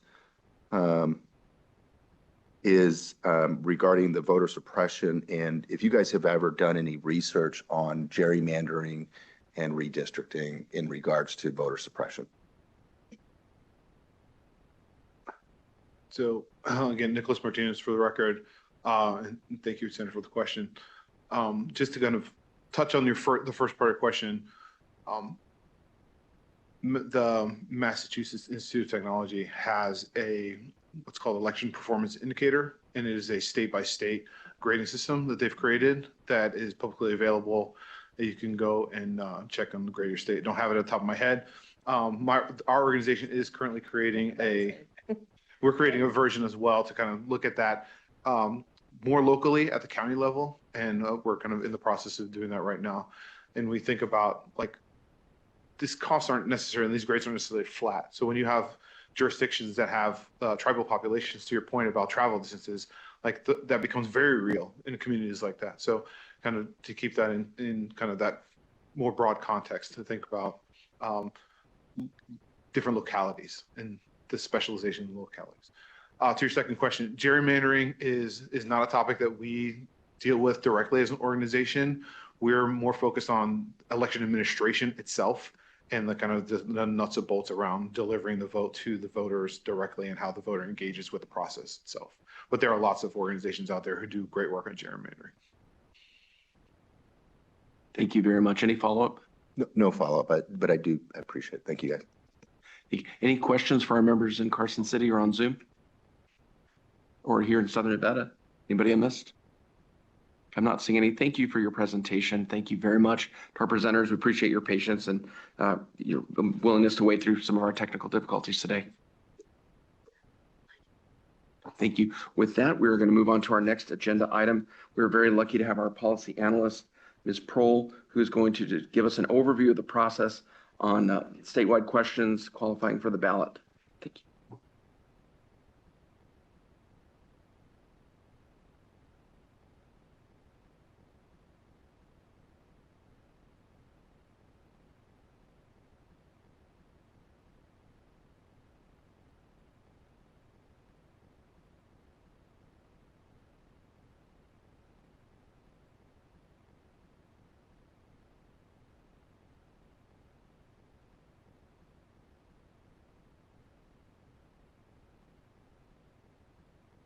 Thank you, Chair. Good morning, members of the committee. For the record, my name is Haley Prohl. I'm a senior policy analyst and GIS specialist with the Research Division of the Legislative Council Bureau.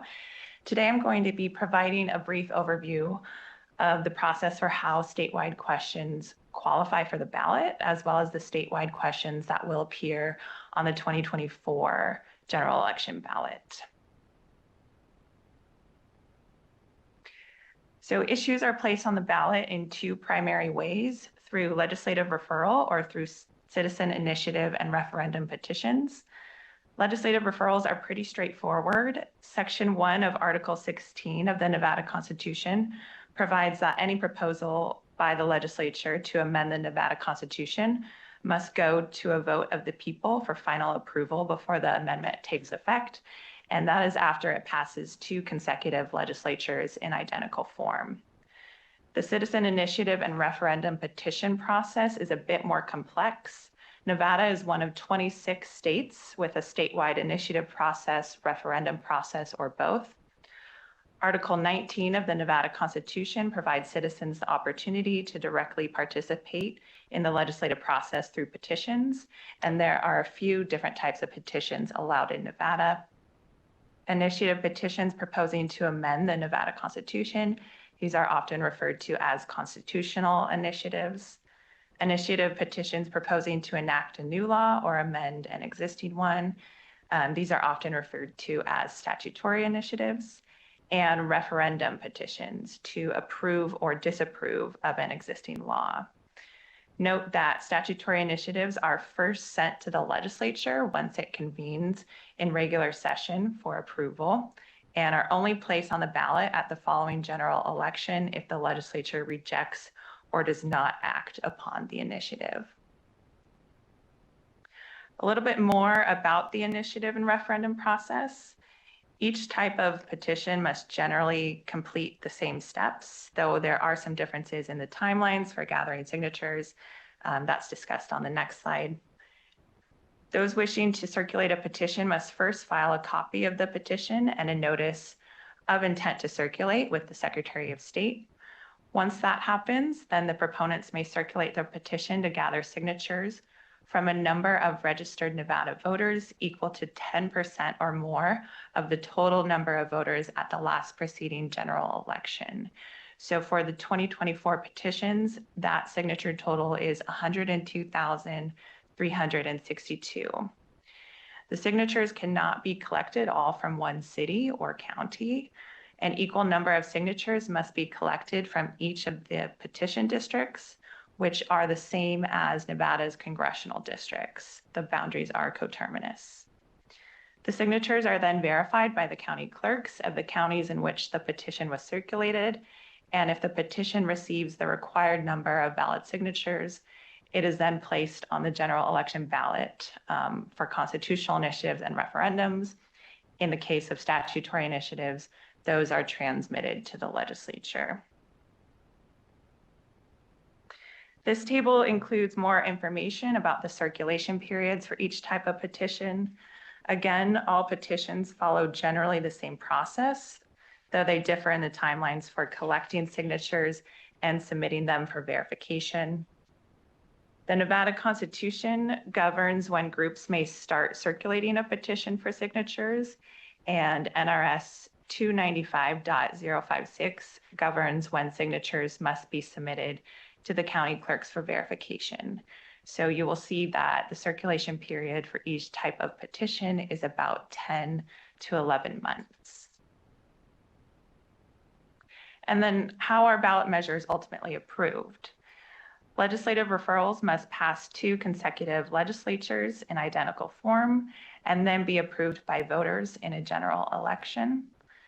Constitutional initiatives go straight to the ballot and must be approved by voters in 2 subsequent general elections. Referendums only require approval in 1 general election. Statutory initiatives are sent to the legislature once it convenes in regular session, and then the legislature has 40 days to enact the initiative without change. Otherwise, the question is submitted to the voters at the next general election for approval or disapproval. There's also another scenario in which the legislature decides to amend the initiative petition or submit a competing measure on the same topic. In this case, both the amended version or competing version, if that is approved by the legislature and signed by the governor, and the original version of the initiative petition will be added to the ballot at the next general election, and the initiative with the highest number of votes in favor will become law. For the 2024 general election, there are 7 statewide ballot questions. 4 of these originated from legislation. Questions 1, 2, and 4 are proposed constitutional amendments that passed both the 2021 and 2023 legislatures. They are now heading to the ballot for voter approval, and if approved this year, will take effect. Question 1 proposes to amend the Nevada Constitution to remove the constitutional provisions governing the election and duties of the Board of Regents, and to authorize the legislature to provide for the governance of the state university and for the auditing of public universities and colleges. Question 2 proposes to amend the Nevada Constitution to add and revise terms relating to persons with certain conditions for whose benefit certain public entities are supported by the state. And question 4 proposes to amend the ordinance of the Nevada Constitution and the Nevada Constitution to remove language authorizing the use of slavery and involuntary servitude as a criminal punishment. Question 5 is a bit of a unique scenario. It's not a legislative proposal to amend the Nevada Constitution, but a proposal to amend the Sales and Use Tax Act of 1955 to provide an exemption from sales and use taxes for child and adult diapers. Since the Sales and Use Tax Act was approved by voters through referendum in 1956, any subsequent amendments to the act must also be approved by voters, and that's specified in Article 19 of the Nevada Constitution. So this proposal is also heading to the ballot. 3 of the statewide questions are from citizen initiative petitions. Question 3 was approved by voters in 2022, so it's returning to the ballot this year, and if approved, will take effect. Since the issue was designated as question 3 in the 2022 election, it must remain question 3 this year. And that question proposes to amend the Nevada Constitution to implement open primary elections and ranked choice voting. 2 initiatives proposing to amend the Constitution are appearing on the ballot for the first time this year.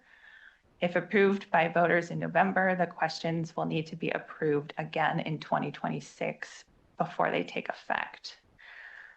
The first of these, which since I put together this presentation has been designated question 6, proposes to amend the Nevada Constitution to provide individuals with the fundamental right to abortion. And the second, which will be question 7 on the ballot, proposes to amend the Nevada Constitution to require in-person voters to provide valid photo ID and for male voters to provide a personally identifiable number alongside their signature.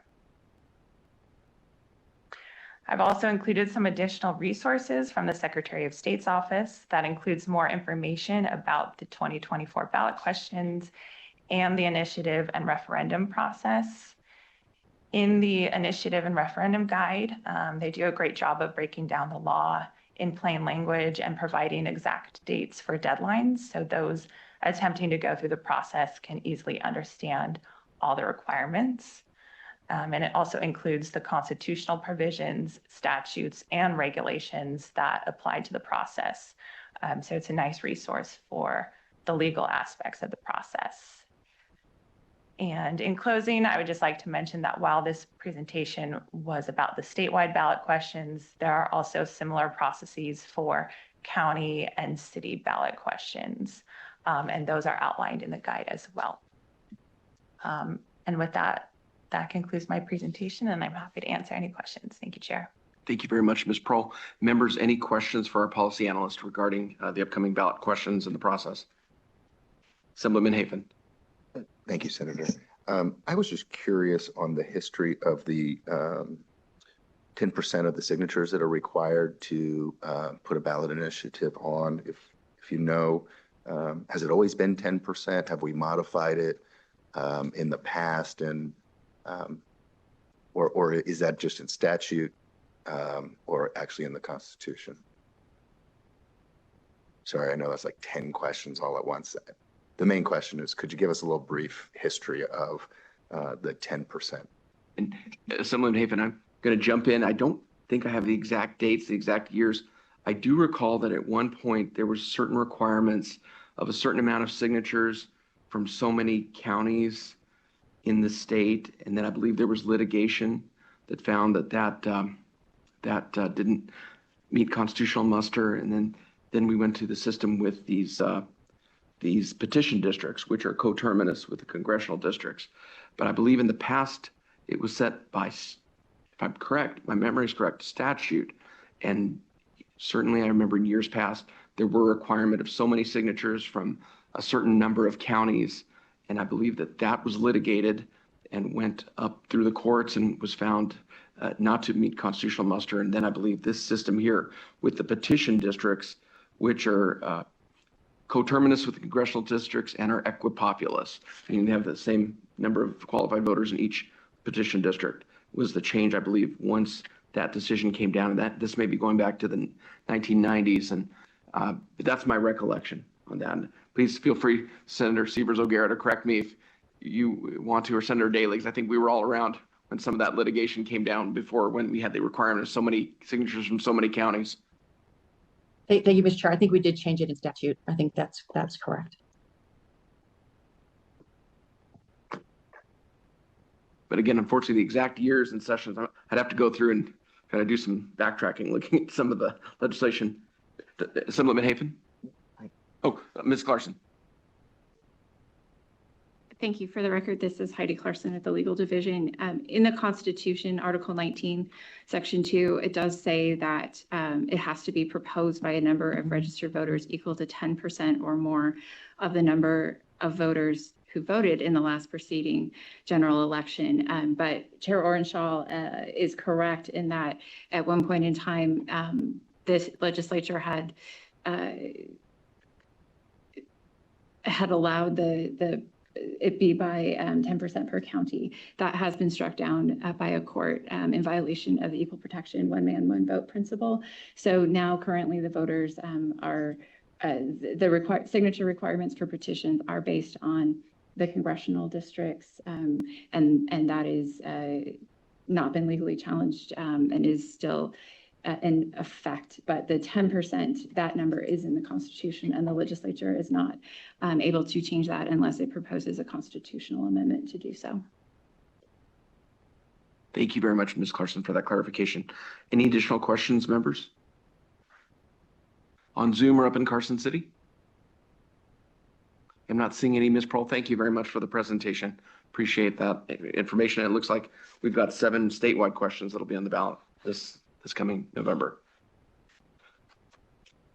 With that, I believe we have come back to agenda item number 7, public comment.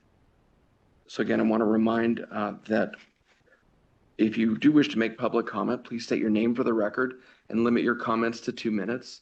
Staff will time each speaker during public comment to ensure everyone has a fair and equal opportunity to be heard. Again, if you want to call in on the phone, you can dial 888-475-4499.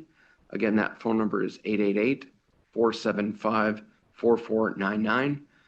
You'll be prompted to enter a meeting ID.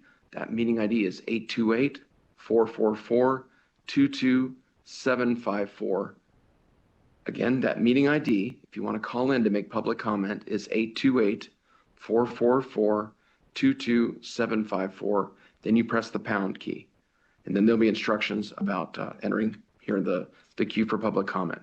So with that being said, is there anyone here in Southern Nevada who wishes to make public comment? I don't see anyone here. Senator Daly, up in Carson City, is there anyone who wishes to make public comment in Carson City? There are none.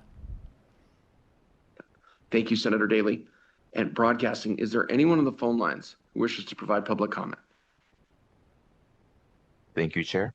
If you would like to provide public comment, please press star 9 now to take your place in the queue.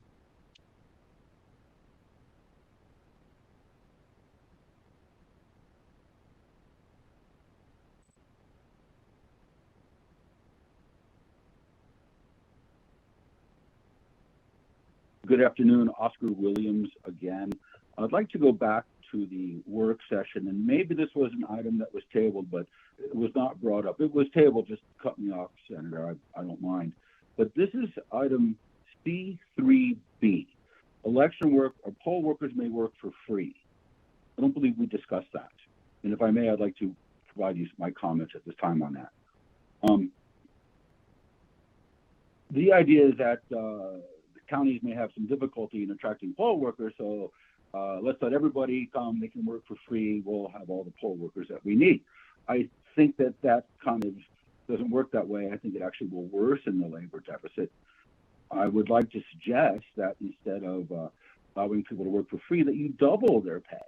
So instead of $11 an hour, you can pay them $22 an hour, and that way the county won't have to go seek temporary labor. We'll be able to find quality, competent workers if you just incentivize them with more pay.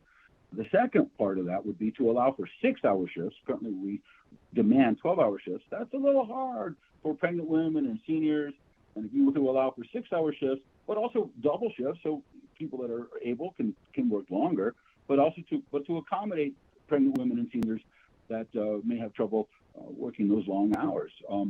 Those would be my main two suggestions. Seniors are the largest age group to work the polls, and I think we'll be attracting more of them with better pay and accommodation as suggested. Temporary hires, which would be the other side to fill in the gap of worker deficits, they tend to be less likely to spot errors and report them than other more seasoned workers. Hiring volunteers to work the polls creates an unequal system of compensation for services. Why allow the poll workers to work for free, but not allow the other election workers, the people on the election boards, counting ballots, processing ballots, and whatnot? Maybe they should work for free too. And so you create a disparity in the compensation with this proposal. I think hiring volunteers tends to attract the least competent, most easily broad coerced and intimidated by outside forces. There's a reason why you pay people, because you get quality with pay, or you can certainly demand it. And I want to clarify something. I made a typo. I cited a legal case, Yick Woe v. Hopkins, but I misspelled Woe with an H, so it sounds like Ho. It's Y-I-C-K-W-O v. Hopkins, United States Supreme Court, 1886. Basically, it comes down to voting is preservative of all rights. Not a more profound case history to apply to the situation and the need to do things right in our elections. That's all I have to add, sir. Thank you very much for your time. And everybody, thank you. Thank you very much, Mr. Williams. And the committee did vote to support recommendation C3, which did include the provision regarding people who wish to volunteer without pay to be poll workers to be allowed to do that. And so I appreciate your comments that was something the committee did support, and I don't believe there were. I don't believe there were any nays on that vote, but maybe I'm mistaken on that but it did pass. That matter did pass. Broadcasting, is there anyone else who wishes to make public comment? There are no further callers wishing to provide public comment. Thank you. And members in broadcasting, with your indulgence, I'd like to just wait another minute in case anyone else wishes to make public comment. They're calling in late or having trouble getting through.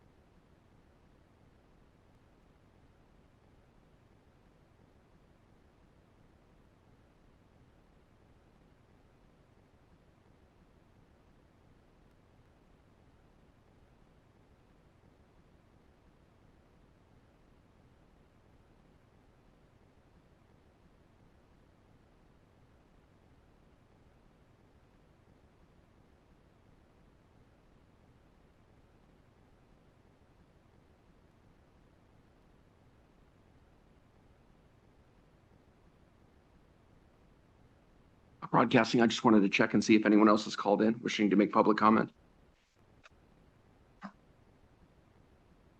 Thank you, Chair. There are no further callers at this time. Okay, thank you. And I just wanted to correct, I made an error. Item C3 on the work session document did pass, but it was not unanimous. There were 3 nays. But it did include both items A and B was our recommendation for the draft. So with that, we'll close public comment. And I do want to thank the members and the staff that have worked so tirelessly here in our committee. Vice Chair Mosca, thank you so much for all your hard work and help. Appreciate Assemblywoman Gorlow, Assemblyman Hafen pinch hitting today for our normal members who weren't able to be here. Ms. Prohl, Ms. Clarkson, thank you so much for your incredible work on this committee and for your knowledge and your wisdom and always being available when I needed to ask questions. I want to thank all the LCB staff, including our fiscal division, legal division, research division, broadcast and production services. You know, it's been a really exciting transition to the new building here in Southern Nevada, and I appreciate how seamlessly this transition has been, and expect a lot more participation here from the public. You know, I think it's more central, easier to get to, and we'll be able to have a lot more people attending meetings here with this new location. So I'm really excited about that, and I want to thank all the LCB staff. I want to thank all the members for your thoughtful questions and being so engaged in our discussion. And this is our final meeting, so I appreciate all the hard work and all the great input. So with that, unless members have any comments they want to make, I want to thank Mr. Senator Chair. Siebert-Silguera, please go ahead. Thank you. I want to thank the staff, and I want to thank the chair because this is our last meeting, and I'm not running for re-election, so I won't be meeting with you again. But I appreciate the chair and his graciousness to allow questions and debate, and I also appreciate the staff and all the hard work that they do. So I just wanted to put that on the record too. Thank you. Well, Senator Siebert-Silguera, thank you for mentioning that, and congratulations on your retirement. Thank you for your tremendous record of service, and it's been a pleasure serving with you in both houses and on this interim committee. So thank you to all the members, all the staff. Appreciate all your hard work, and with that, we are adjourned.